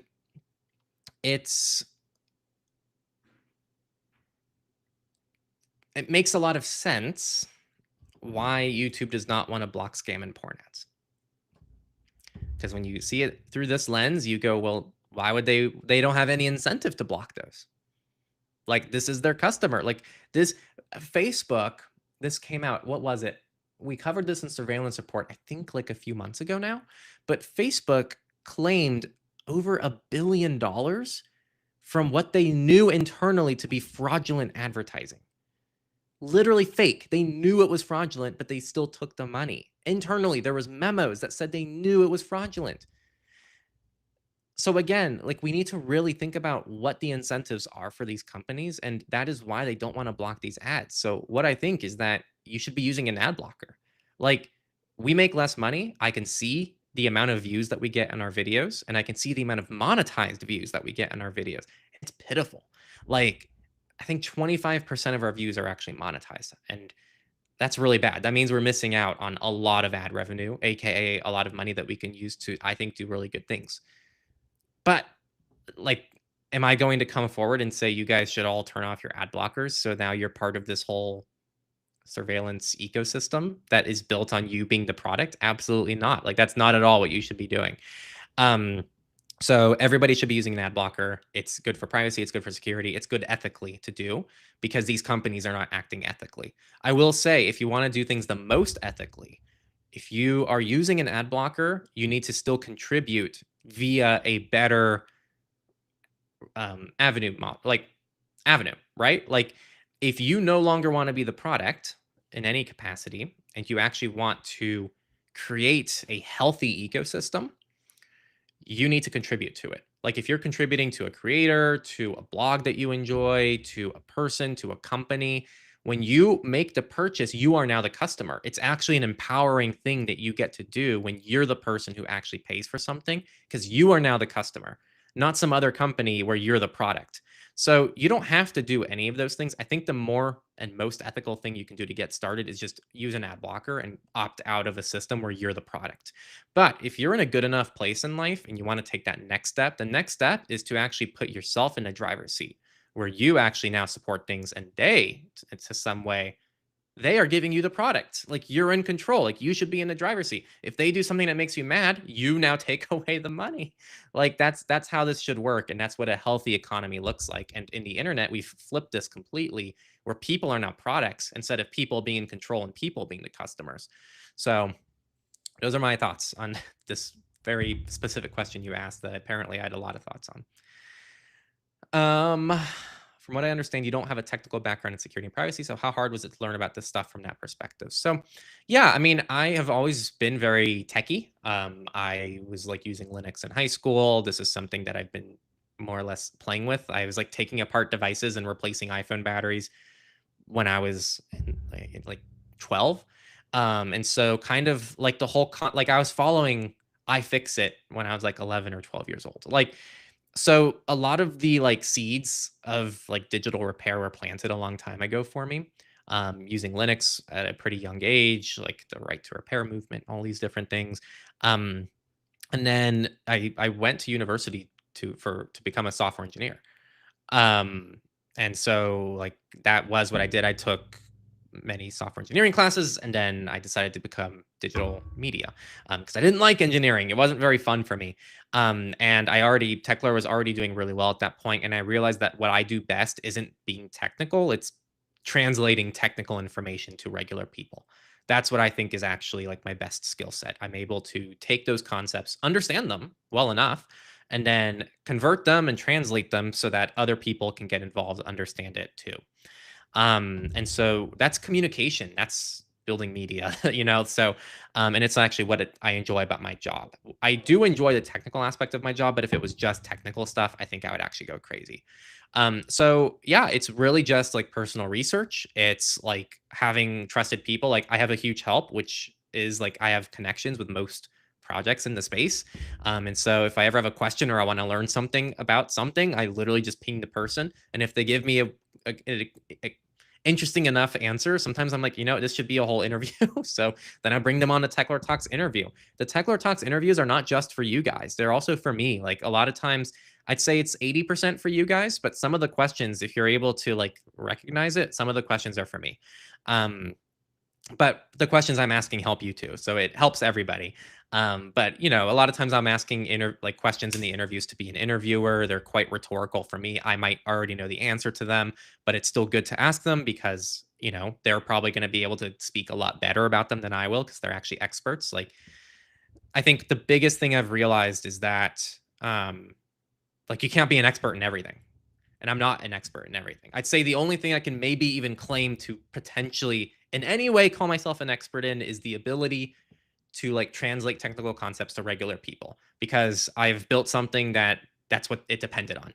And so it has some layer of success doing that, which makes me think that maybe I'm good at it, but there's no way to like define what an expert means in that realm. When I invite on someone for a Techlore Talks interview, they really are a lot, not all of them, but a lot of those people are like genuine experts. And you can't be an expert in everything. Like at most you can be a genuine expert in like one or two things, I think, in your life. And I think a lot of these people, like they really are the expert in like this exact one particular thing. I don't know if that answered your question. I'm feeling quite rambly today. So um yeah. It wasn't hard because I love it, to actually answer your question. How hard was it? It wasn't hard. I love doing this. I love learning more. And I love doing something that is impactful. Like the more I learn about privacy and security and digital rights and what to do about it, the better I think the world is because like our content reaches so many people. And if I understand it better and I can find a better way to articulate it and get more people involved, then that's a net good. And it's not hard at all. Like I love doing it and I'm always trying to find new ways to push things. So if you guys ever have feedback, send it along. I'm always looking for new ways to kind of grow in that realm. Anyone here? I don't, but maybe someone does. XZOX. They also supported us earlier. Number one, with all my love and respect, I wish you good health, happiness, and all the beautiful things in life. I truly appreciate all your efforts. Of course, no, and thank you so much for being here and for supporting us. And I'm just glad that our content's helping you out. Agreed. I think you guys were agreeing to my rant not that long ago about like owning your place in the financial transaction. Oh, says Code Craftsman. Did you see the article that tested the fingerprinting protections of Safari, Brave, and Firefox with the result that only Safari and Firefox actually worked properly? I don't remember where I found it. I don't know what you're talking about, so maybe you're going to have to get that to me via another avenue, like email or something.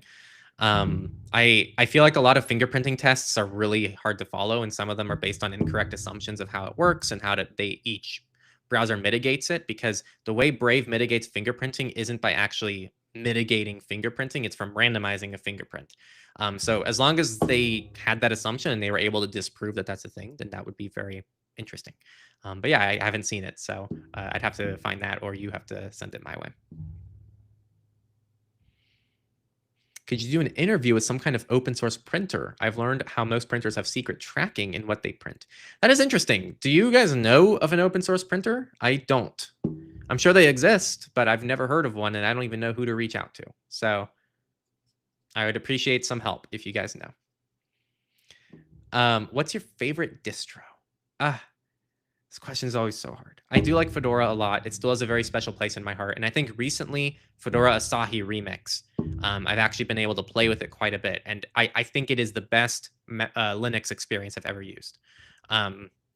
With the exception of the lack of ARM software on Linux and like the annoyances of having to do compatibility stuff with like x86. It's actually obnoxious. And I am still standing on the hill. I'm going to die on the hill until it gets better, that the Linux community needs to get their act together with ARM, because until Linux fully embraces ARM, I know it's a chicken and the egg problem, because there's also not much like ARM hardware that's not Apple, and Microsoft right now. And Microsoft's ARM devices, I don't think allow Linux still to this day. I still think it's pretty locked down. And so there really aren't that many ARM machines out there that run Linux. But now with Asahi, like this should be a top priority. Like it should be very much a possibility for someone to buy a MacBook Air and run Linux on it. Why, Henry? That sounds really counterintuitive. Because Apple's making the best hardware right now. Like, find me another laptop that gets like 20 hours of battery life and has better performance than most desktop computers. Like Apple's M chips are actually crazy. So to be able to have the benefits of Apple's hardware right now with the software of Linux is like a total baller power move right now. And it's not until you use it that you realize just how good and smooth Linux can be. I think Fedora Asahi Remix is sick, and I've been using it and I've been loving it. But the fact that I can't even use Signal on it is crazy. And that is a Signal fault, by the way, because Signal doesn't release DNF packages. So I can't even do like an x86 to ARM translation for a DNF package or a flat pack. Like it's just so frustrating. And I'm not going to install an unofficial flat pack for a secure messenger like Signal, because there is a community one, and I just think that's crazy. I think Signal needs to get their act together and actually start releasing a few more packages for Linux, because it actually jeopardizes Linux users if they're all trusting community solutions. So that's my long way of saying that. I still really like Arch. I think Catchy's doing some really cool stuff. Bazite is doing really cool stuff.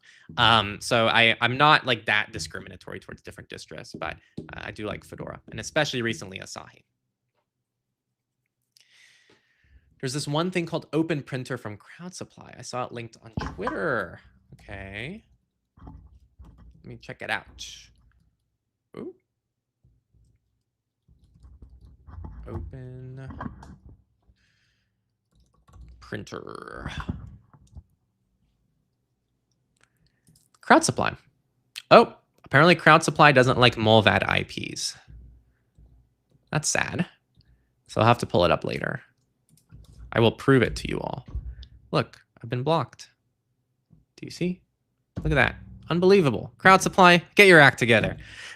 You gotta allow VPNs, man. Let's see. You can probably install Linux on Windows ARM devices because they use common ARM CPUs, as far as I know. Yes, but last I checked, okay, right? Like hands in the air, like don't come after me. Last I checked, Microsoft was doing a lot to prevent like third-party distros and third-party operating systems on their devices that used ARM. I'm hoping they worked around that for like their nicer, newer machines. I don't know if that's still a thing. But that was kind of an avenue I was exploring, is like I think it's the Snapdragon X chips, if I'm not mistaken. I was looking to see if there's a way to use those with the Linux. So I don't know. You might actually be better off finding a Chromebook with an ARM chip and then getting Linux on that Chromebook. That might actually be the better way to go. But even then, you're going to have to deal with annoying ARM limitations. And I think that sucks. And I think the Linux community needs to get the ARM support better. If Linux improves ARM support so it's like more native, more developers are pushing out their software for ARM natively on Linux, then I think we'll see an uptick. Like they piggyback, right? Then we'll see more people who actually move to ARM hardware for Linux. And the more people who do that, the more demand. And so I really think that until that happens, I genuinely think Linux is going to be so far behind. And the other thing too is people keep wanting an alternative to iOS and Android. And so everyone's talking about Linux phones. But any decent Linux phone is going to be using an ARM chip as well. So also, if we want good Linux mobile devices, the same thing applies. Like we want good native Linux apps someday. Right now, the better way to do it is still to use, I think it's AnyBox. Anbox. It's still to use essentially Android apps and install APKs on Linux, which is fine. That's cool. But like, really, that's what you want? Like, why do we not want better than that? So I'm not saying these aren't easy. I'm not saying these are easy things to do, right? Like, I know these are very hard. I know it's very challenging. I know these companies have a lot more resources, but I don't think the Linux community, the people who use Linux, understand the value that ARM is providing, and they're not doing a good job of asking for it. And I feel like most distros are just kind of putting it on the back burner, and it's not good. I think in the long run, it's going to be bad. What games do you enjoy, if any? I'm not a big gamer. I always have to say this. I grew up playing Kingdom Hearts. I still have like this like older desktop that I can play some games on. I'm just not a big gamer. That's kind of the sad reality. I suck at video games except Kingdom Hearts. I'm actually not bad at Kingdom Hearts, but Wayland shift from X. Yeah, I'm all in Wayland camp, man. Like I'm all in the camp of like modernizing everything on Linux, and Wayland I think is a great step forward from X11. I'm just waiting for M4 support in Asahi Linux. Yeah, so did you guys see? I think they released more devices like literally a few days ago. So they're working on it. I think the more Asahi Linux support, like I think Asahi, I know it's a hot take. I think Asahi is the most important Linux project right now. Because if they continue succeeding, I think this is where we could actually get a lot of people to migrate to Linux. It is already very usable. It already works really well. It's already in some ways like a nicer experience than Mac OS for certain workflows. And you can, it's like non-destructive. You can just boot between Mac OS and Linux. Like it's literally a Mac OS Linux dual boot on an Apple computer with no side effects. Like if you told me that existed 10 years ago, I would have been like, and I know you're saying boot camp, blah, blah, blah, but it wasn't that easy. At least I don't think it was that easy. Like I think, yeah. So I think Asahi, I want everyone behind Asahi. I'm big into the, I think that's the future of Linux is my point here. And on this note, I would love to see more laptop manufacturers embrace ARM. I'm looking at Framework right now. They're not here in the room, so I'm not actually looking at them because I'm just looking around my room. But for dramatic effect in the live stream, I'm looking at you, Framework. Like you guys need to release, unless I missed something. You know, I do this sometimes where I complain about something and it actually I shouldn't be because they actually already did it. But dude, if Framework released an ARM machine that had much better battery, because that's kind of the issue. If you're someone who's used to a MacBook Air even or a MacBook Pro, a Framework is just an objective downgrade for everything except repairability, which is amazing, but then it's just an ethical choice. You're going to get a worse processor, you're going to get worse battery life, worse value for performance, worse screen, worse build quality. Like literally everything's worse on the Framework other than the ethics and the ethos, which is incredibly important. But what if Framework just had an ARM device? Like if Framework just had an ARM device, that would solve the battery problem quite a bit, probably. That would also probably be slightly more performant for most day-to-day tasks. So I'm just putting it out there.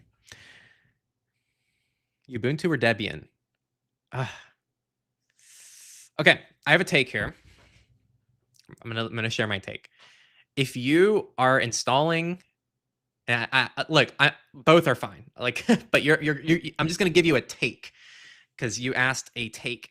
You asked the question looking for a take. My take is if you're installing a distro for yourself or your family that you're going to be using for just desktop use, I'm going to say Ubuntu. But if you're installing something on a server, then I would say Debian. That's my take. But I actually break that rule all the time. Like I've installed Debian for myself and I install Ubuntu on servers. So don't take my answer too seriously. But I do think that overall represents their like general, like where they excel best. And when you install Ubuntu, just uninstall Snap and install Flatpaks instead. And then that's how you use Ubuntu like a normal human. There's no blog post on their website, and the device support list is still M1, M2, but they added Mac Pro support and managed to boot Linux on the M3, but no GPU support. Okay, yeah, I'm hoping that gets better. And it's sad they just got the Mac Pro because Apple literally just discontinued the Mac Pro this morning. So very bad timing on their end. I know that there still are going to be a lot of Mac Pro users who are going to use it, but yeah. Oh, okay. We got funniest dude on the web. I think you. Oh yeah, you did see something earlier here too. Dude, I've been disappointed with how Framework doesn't have much in the expansion card department. Despite the open source nature, there's like nothing happening. I wish there were more cool things. Yeah, I agree. I think Framework is such an important company, and like some days I'm just walking to like a restaurant, or I'm just walking to the library, or I'm just taking photos. And I just think, man, I just really want a Framework laptop because I don't have a Framework laptop. Because I just really want to support the company. I'm like, damn, they make good stuff. And especially their desktops are just really cool. Like, I really want to like the company, but I can never justify it. Like, it's you are paying for the ethics and you are paying for the repairability. And I think if you need an x86 processor, like if I needed an x86 processor, then that's probably the device I would pick. But guys, like once you use an ARM chip, not on Linux because it's miserable, but once you use an ARM chip, especially in the Apple ecosystem, it's really hard to use anything else. Like just the fact that things open instantly, the fact that your battery life lasts all day. So it's Apple really disrupted the whole computer space, I think, with Apple Silicon. That's where I'll leave it. And I think that's a pretty objective take. That's not a subjective thing. Like I can give you benchmarks, I can cite different people. Like it is true that it's been pretty game changing. Can session be classified as the best option for secure messaging, which does not require a phone number or email? I don't know if it can be. I wouldn't say it isn't, but I know at least the SimpleX developer, I interviewed him on Techlore Talks, made his own arguments for why session is, in his view, not secure. So it would be cool to maybe have them together to chat about it. Session is releasing their second version of their protocol, which is supposed to add in a lot more of the security that people expect from session. With that said, Session's in kind of a tough spot right now. They've been sharing that they need funding, and they said that they're going to shut down soon unless they get funding. So that is something to put on your guys' radar if you are Session users. I don't know if they put in like pop-ups or anything in their app for it, but they have been posting a lot about it. Thanks, Henry. Yeah, of course. And RoboDucky, of course. Yeah, true. Yeah, I really hope to see like a day. It would be great to see a day where like a new Apple Silicon chip is released, and within 3 months, like Asahi's able to have builds ready for that device. I know that's extremely ambitious and extremely hard. So I'm not like I know how much work those guys are putting in, and I have mutual friends who work on the project who have like seen them speak at events. So I know they're like super hardworking dudes doing amazing work, but it would be great to get to that point is what I'm getting at. Thoughts on Motorola and Graphene OS partnership? I kind of mentioned it earlier. There's like no information yet, so I don't have thoughts. It sounds cool on paper. I mean, the things I'm thinking about are price point, how it would compare to a Pixel, um, the shipping availability on a global level, how large will the screen be? Because I hate big phones. Is it just graphene pre-installed, or is it like a deeper integration than that? If it's just a pre-install, then it's like, okay, is that different? And also just kind of like the commitment to, more importantly, being an open ecosystem, right? Like I think that's really what would be exciting. So yeah, I don't know what this looks like. And is this a situation like Dell where it's just like an option when you're checking out? Um, like on Dell, some of their laptops, at least you used to be able to just click Ubuntu on the checkout menu as your operating system. So is that what this is going to be like, or are you forced to use Graphene on this phone if you buy it from them? Like I have there's like an infinite number of details that I have no clue about, and I don't think anyone has a clue about, because I don't think there's been many details published. So yeah, I'm reserving my thoughts until I see it, and I do say until I see it because I don't even think there were timelines shared. So I don't even know if this is something that's happening soon. I'm just curious, what's your typing speed? Yeah, I think it's somewhere around like the 300 mark. Yeah, no big deal. I'm just kidding. I don't know actually. I don't do typing speed tests. I think I'm a fairly fast typer. I don't think I'm like a super fast typer, but I would put myself in like maybe the upper 40-30% of people, I would guess. Like I definitely type faster than most people. I would do a live test right now. If you send me a good website, you can't put the link in the live chat. I turned off links. But if you put in make a type racer race, is that what it's called? Like you guys got to tell me what it's called. I'm very oblivious to these things. So, but I'll do it. I'll do it live, and I'll have to like warm up, and I'll do a couple rounds. Keep in mind, I did just do a PR on bench press a couple days ago, and I'm really sore. My biceps are crazy sore right now. I benched 15% above my body weight. So 1.15x my body weight. I was very proud of it. So it was a big PR. I was really happy about it. Okay, let's see. Type racer or monkey type. Okay, I'll check out type racer because I'm seeing that come up a few times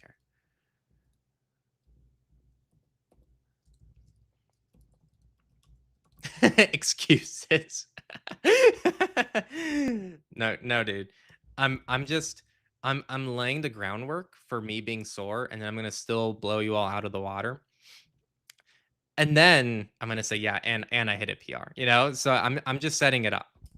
It's not an excuse. Okay, type racer. Let's go here. Okay. Record your races with an account. You need an account. Okay, enter a typing race. Oh, okay. Wait, okay. I'm gonna see how this works first, because I can't even see it right now. Like my phone is blocking it. Yeah, I can't even. Okay, let me move this window. Okay, type the words into the text box, including all spaces, punctuation. Okay, so I'm just gonna do a test here.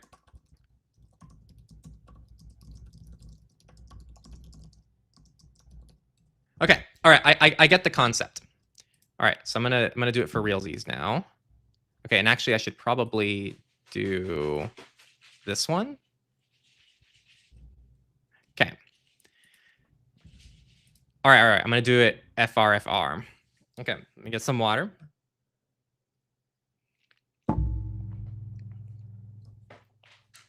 All right. Instant death mode. Wow. All right. It's annoying because the mic is here, so I'm gonna try to enter a typing race. Okay. 7, 6, 5, 4, 3, 2, 1.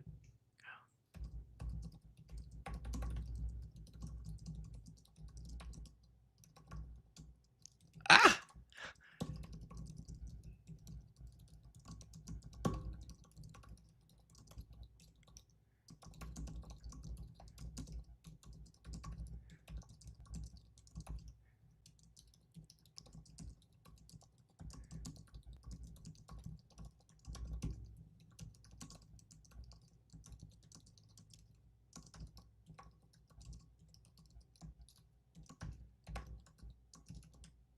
Oh, okay. All right, 77 words per minute. Is that good? What is that? Is that good? Is that bad? Latest high scores. I didn't make the record board.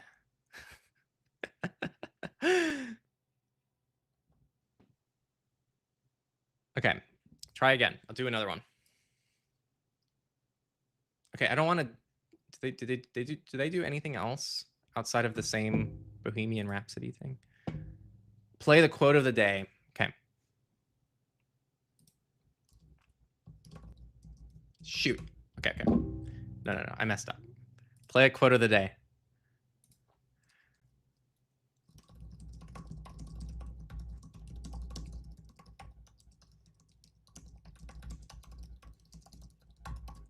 Oh! I did do 2 rounds, you know, but 121. That was an easy one. It was a lot easier than the Bohemian Rhapsody one. You'll need to type it. Okay. Wait, what?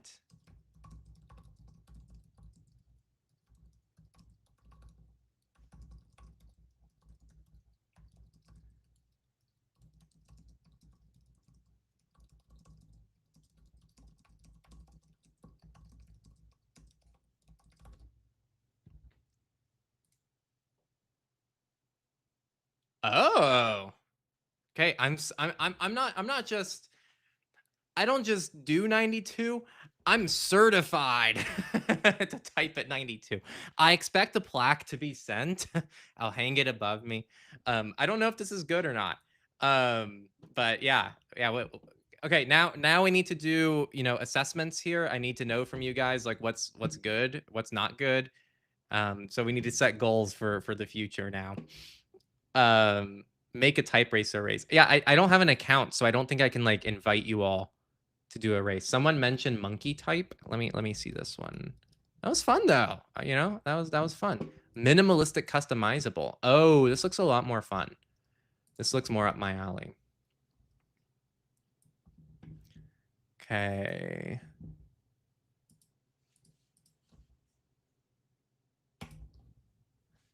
All right. Whoa. Oh, this one kind of tricks you a little bit. Like it does.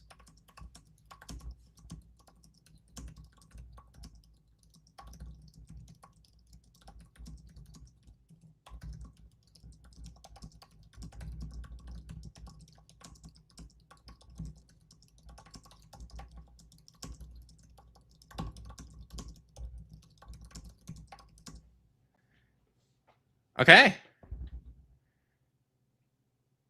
All right.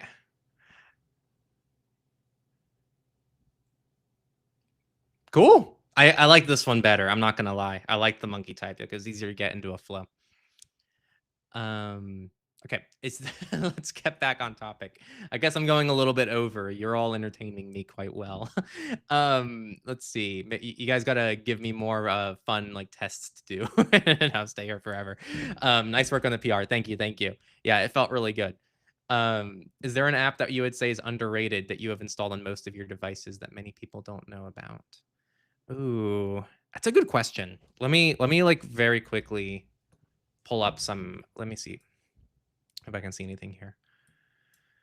Hmm.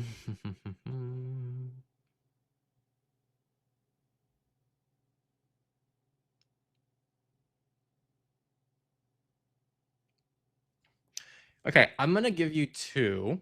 I feel like there's two things that I'm gonna give you three. Three. I'm gonna give you three. One of them is two, so it's technically four. The first one is just offline tools for like AI stuff. So Whisper, I mentioned earlier, is very underrated. And actually, let me change the view again here. Whisper is very underrated, and it's a way to do like offline transcriptions. It's very nice, and you can find so many use cases for this. Like on our ends, we use it for fact checking our videos a lot of times. So when I'm done with the video and it's ready to be published, I'll just put it through Whisper. It's fully offline. Doesn't matter though, because it's going to be a public video, but there's no easy way to transcribe content. In fact, Whisper is the best way to do it. And so we transcribe our videos. Those a lot of times become the subtitle files. So when you see it on YouTube, a lot of times we transcribe that on our ends. And in addition, you can then put it through an AI model and then be like, hey, I'm about to put out this YouTube video. Can you just quickly fact check all of this to make sure it looks good? So that's that. And I think those offline tools are really cool. I also use Tailscale, and Tailscale is just awesome. Like Tailscale is how I connect to my servers. It's how I connect to my NAS. It's how I connect to my other devices. You can essentially airdrop between your devices, regardless if it's Android or whatnot, all through Tailscale, through Taildrop. You can also use it for using Mulvad. Like it has Mulvad directly integrated. Like they formally partnered with Mulvad. So you can have like a Mulvad exit node on your devices, aka like you just run everything through Mulvad. And you can also put NextDNS in the same connection. So all your devices go through NextDNS and all of them can go through Mulvad. It's like Tailscale is awesome. So I think if you don't use a NAS or a server, it doesn't make sense. But if you have any of those two things, then it's quite useful. And then there was a third one that I found. AdGuard. I think AdGuard is pretty underrated. Like there's the system-wide filtering they do is really cool. And yeah, so the system filtering is cool. They also have the good ad blocker too. So I just really think AdGuard is a good thing to run. And a lot of people don't think about it. And it also, if you don't use Tailscale, AdGuard can also function as your DNS kind of provider. You can use AdGuards, but you can use NextDNS as your DNS provider inside of AdGuard. So AdGuard just sets your DNS for you, and it does system-wide filtering separately. So you get kind of a 2-in-1. Now try GeoGuessr. Okay, I've heard of this, but I've actually never done it. So I know the concept of this one. Oh, but you have to log in. Can you just play now? No, you have to have an account. I don't have an account, so I can't really play, unfortunately. Is there like a non-account version I can play that you guys know of? I just opened it in a new window.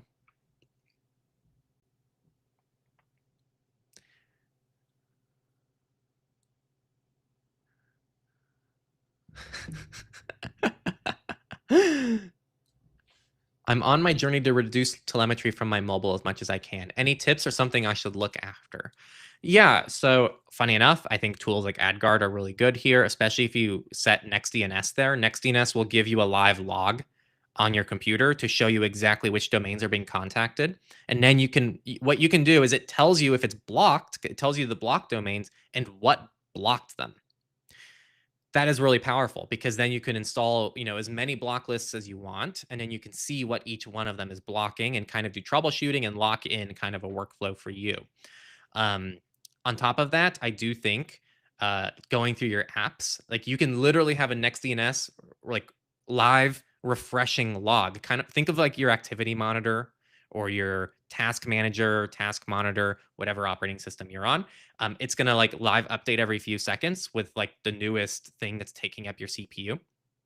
NextDNS does that in the web, but for your devices. So what you can do is you can literally just leave it running. You can open an app on your phone and see instantly which domains that app is contacting. When that happens, you then get a really good overall assessment of like what an app is doing in the background.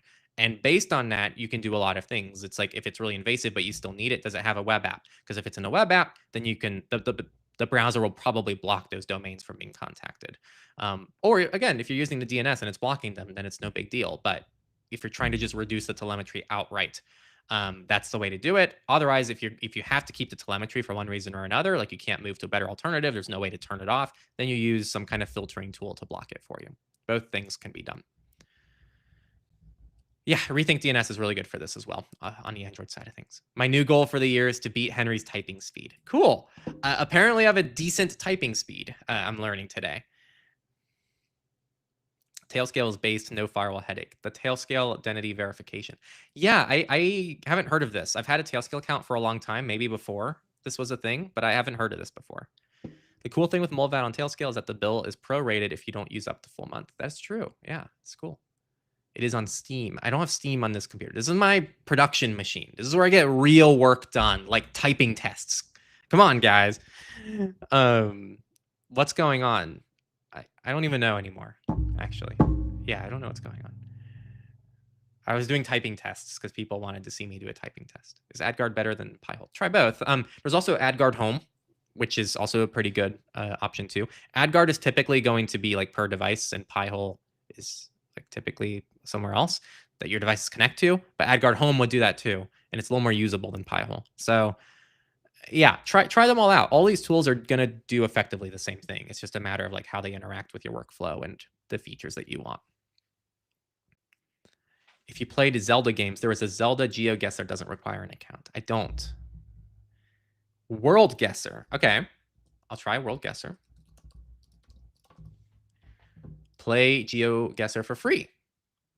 Okay. No. This is legit. This is legit. All right. No, this is gonna be so much fun. All right. This is the most off-topic stream, I think. All right. We're gonna go full screen here. Okay. Cool. So is it a country? Is that what I'm selecting? Because I think this is the Taj Mahal, if I had to guess. But all right, if I'm playing this game, we're all cool. I don't know every place in the world. I'm gonna do some stupid things, and that's okay. We're just not gonna take it too seriously. So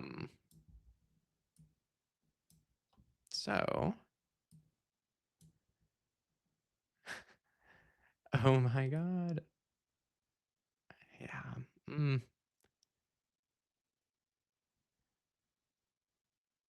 I don't know what to put. I really don't know what to put. I think it's the Taj Mahal, and I want to put India.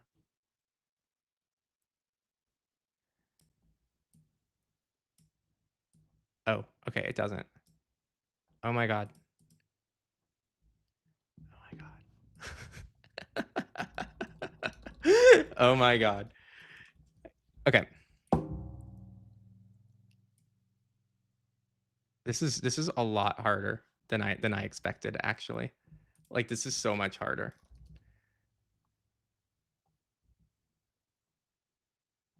Uh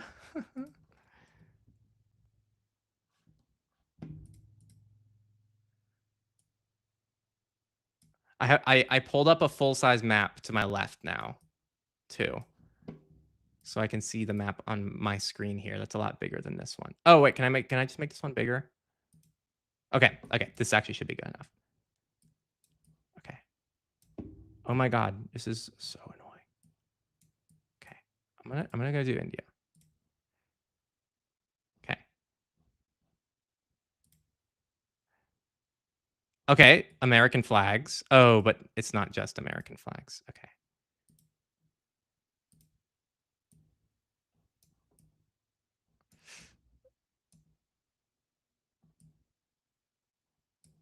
Yeah, I know. I'm embarrassing. I know. Okay, that looks like yeah, this is New York, I think. I think it's New York. Okay. I know. I know. I'm embarrassing.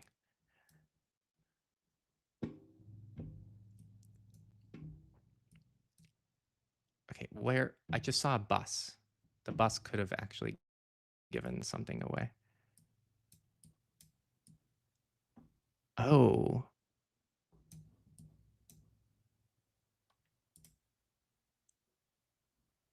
taxi. It's in English.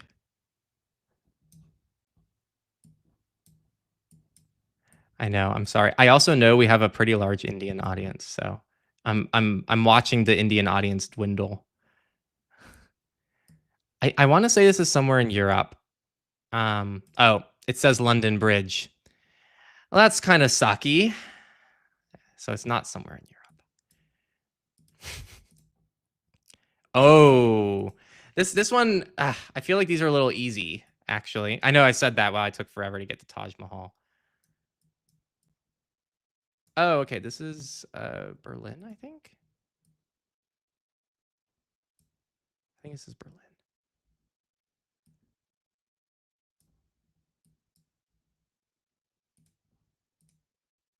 Yeah. I have a photo there. So, oh, okay. Pyramids, Egypt.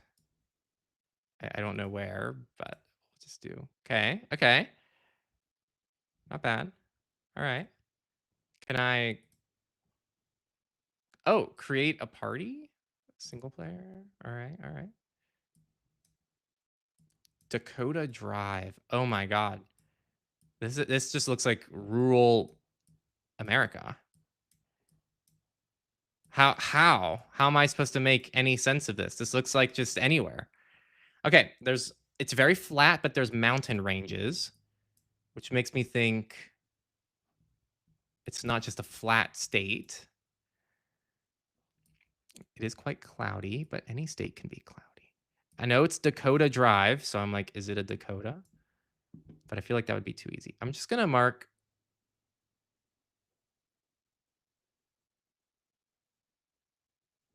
I'm gonna mark. Just gonna mark somewhere in California, to be honest. No, it's on the East Coast. Where was it? Oh, it's not even in the US. Oh, that's crazy. I don't know how anyone would get that. I guess that's where people have to get really good at this. Whoa. Okay. Yeah.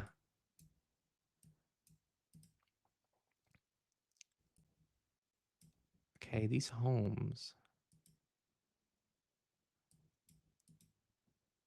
Okay. Some of these signs, I think, looked European. What are the gas prices?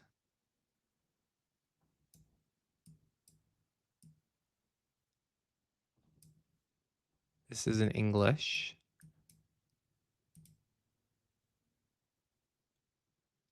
I do think it's Europe.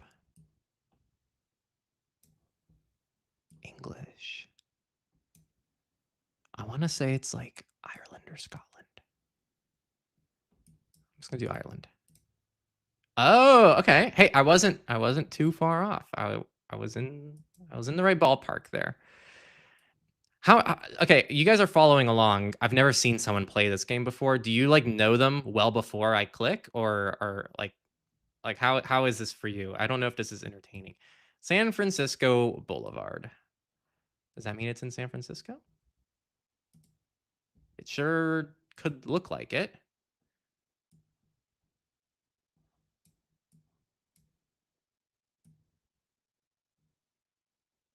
I do think they should remove the street names. I think the street names are a bit unfair. This is definitely the US. I'm very familiar with the street signs.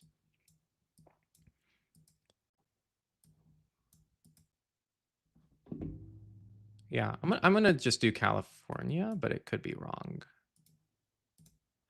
Yeah, wow, it's Albuquerque. Way off. Way off. Okay. I think the street names can actually throw you off more. Oh, wow, I have no idea. I'm inclined to start with South America.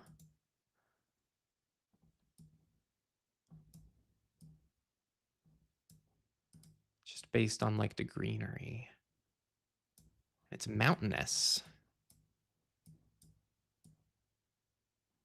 Oh, this is fascinating.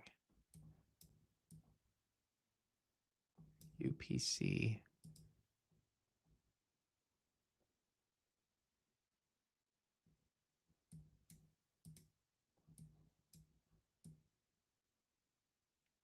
Looks like Spanish.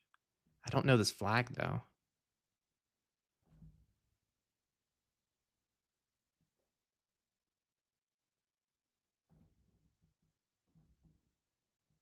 I'm gonna say like Bolivia.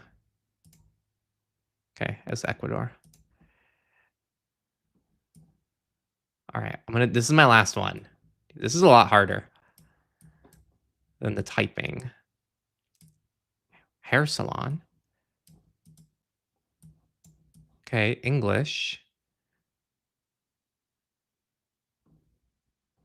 Interesting. It looks gorgeous.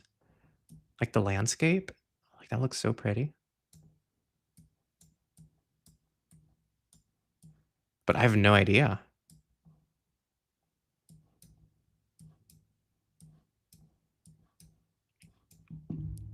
What do the signs look like? Oh, no, I want to go. No, I want to go that way. Let me go that way. Please. Can I not go that way? I can't go against traffic? I have no idea where this is. I want to say maybe it's like Africa, just based on some of the words I'm seeing. But I don't know which African countries still have a strong English presence. I'm just going to guess Nigeria. And I don't know if I know where Nigeria is on a map. Here it is. Way off. South Africa. Wow. Okay, yeah, this was fun. I have a lot of work to do on this one. This was not my forte. I feel like I could get a lot of the European ones. That's definitely where I've done a lot more of my travel. But yeah, this is difficult. So I might have made a fool of myself. Luckily, my skills do not require me to know how to point things out on a map. Okay. All right, I think we can round this out. Let me just make sure I didn't miss anything here before I log off. Okay. Oh, it was the same tab. Let's see. Please try solving today's Wordle. We got that at Taj Mahal. Okay. Let's see. Thank you for the smack upside my head. I didn't know that by blocking ads I would deny you being monetized. I'll start my donations. Yeah, it doesn't need to be us. Like again, what I say to this is like whatever your favorite creator or like your first top 2 creators are, like every few months you can like send a few bucks their way. It sounds kind of laughable to be honest, but that's actually like really good. Like when you do the math, like it's for context, like 1,000 views for a YouTuber can range heavily in the ad world, but $5 is like a reasonable expectation for that. Like that might even be on the high end for some creators, but let's just say $5 to have like an even round number. So for every 1,000 views, $5. Like that's not a hard metric to beat. That just means that like out of one of every 1,000 viewers, if they can contribute like $5 to their favorite creator, that's all you need to do. So genuinely, when I say like support your creators, like yes, I am a creator, so I'm saying to support your creators, and it does help us. But even if I wasn't a creator and I like had friends and family, this is my approach to things too. It's like it's not hard to beat what ads are offering creators if enough people just stepped in and literally gave $5 every few months to just one creator. Like when you're working at these numbers and the scale that the internet provides, it doesn't take much. Of course, more is always better for creators, but to beat where they're currently at, like I promise you, there's a reason why like no major creators have Patreon or any. Like you don't see MKBHD, touting his Patreon or Linus Tech Tips. Like these guys are well aware that like the much better way of making money on YouTube besides ads is like sponsorships and brand deals and stuff like that. Like that is where they're able to really flex their earnings. But if the community steps up and is a bigger part of their earnings, then they have more incentive to like stick to what their community wants. And right now I've talked about this. I spoke about this at the ad filtering dev summit in Cyprus this year. Last year now. Oh my god, it's 2026. But I talked about how like we've put in a lot of work to keep our stuff diversified. So for me, what that means is like we make almost pretty similar money on an annual basis between the community, between sponsors, between ad revenue, between selling things like our course, between like affiliate programs. Like almost everything is quite well diversified. What that means is that when a sponsor does something crappy, like we've dropped sponsors because like our community didn't like them or they did something crappy and we no longer wanted to be associated with them. We've also dropped affiliate programs for same reasons. We've eliminated people from our Patreon because they were also problems and they were causing problems in our signal group. So like anyone can be held accountable is kind of my point.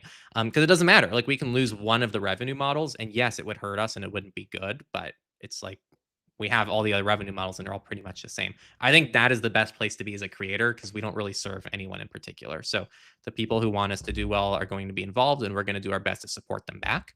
And I think that's the best way to go. If you just rely on ads, then, and I think I see this, sorry, this is my last rant of the day. I know it's a very rambly day. We don't normally go for over 2 hours.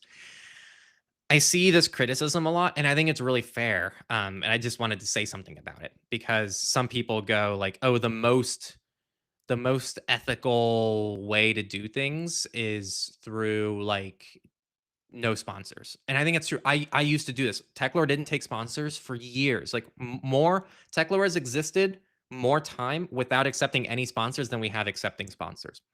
But I also realized that sponsors in some ways can actually create a little bit more independence because when you don't have sponsors, what's your revenue model?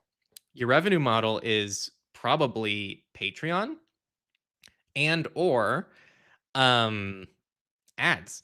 And so you're incentivized to make very popular viral-esque content that performs well on YouTube and you lean really hard into YouTube's algorithm sometimes at the cost of even quality or accuracy of content. And you have to do a lot to try to promote your Patreon. And I'm really bad at selling our stuff. Like I like to keep it quite passive, like, but I always am like, I have to like really try hard to be like, you guys need to join our Techlorian program. But it doesn't come naturally for me. So for me, it's actually really nice to just be able to make the content we want to make and add a sponsor segment sometimes. It's nice to have that flexibility. And the sponsor segments, we make them like our contracts we write in that they're not allowed to influence the content. So it's like cool because then we're able to do what we want. We don't have to worry about necessarily how well a video performs. We can just kind of make the video we want to make and not care as much about if it doesn't do well, then we can't pay the bills. Like that's not a consideration. And so we actually gain a lot of freedom from this diversification, which makes me really happy. So that's my little thing to say because I've heard it said a lot, and like there's this assumption that just having sponsors is bad. I think having bad sponsors and having bad protocols is bad. But when you do it well, it can actually increase independence, especially in the context of a well-diversified way of approaching things. So behind the scenes stuff that I don't normally talk about, but I was just really rambly today. So if you guys had anything crazy to ask me, today was probably the day to ask. So I hope you took advantage of it. Let's see. Play GeoGuessr. He gets it right. Yes, actually, it's funny because this game could reveal a lot about like the places I've been. But I feel like I've mostly shared because I normally go for like work events and stuff, and I normally share the conferences I go to once I'm there. So you guys could probably like dig up my old Mastodon posts and find it. Anyway, I think that's it for the day, everybody. This was a lot of fun. Thank you all for still sticking around over 2 hours later. I know we didn't really have a huge agenda today. I am going to do the typical spiels, which is make sure to ask your question for next week. This only works if I have fun questions to answer, and I love answering them. And so if you have been, on the fence about something, don't ask me for geographic help.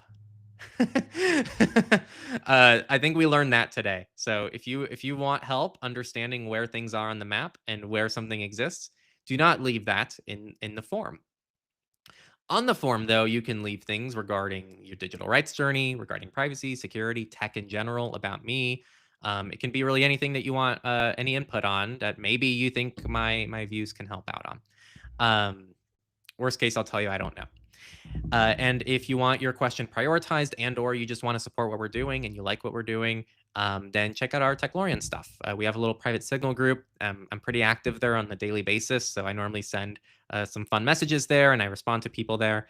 I also send audio messages sometimes if you get me riled up about something. And other than that, it could be your way of supporting a creator. If it's not us, then I always encourage you all to find a favorite creator of yours and again, just every few months, literally every few months, you can just send a few bucks their way. And that actually, if everybody did that, that's all they would need to probably continue creating content and growing over time. Other than that, I have a lot more things that I need to announce and I just haven't. So keep an eye out for fun things because we've been working on some fun projects. That's all I got. I'll see you all next week, next Friday. Don't forget to leave your questions so I have good things to answer next week. And have a good weekend, everybody.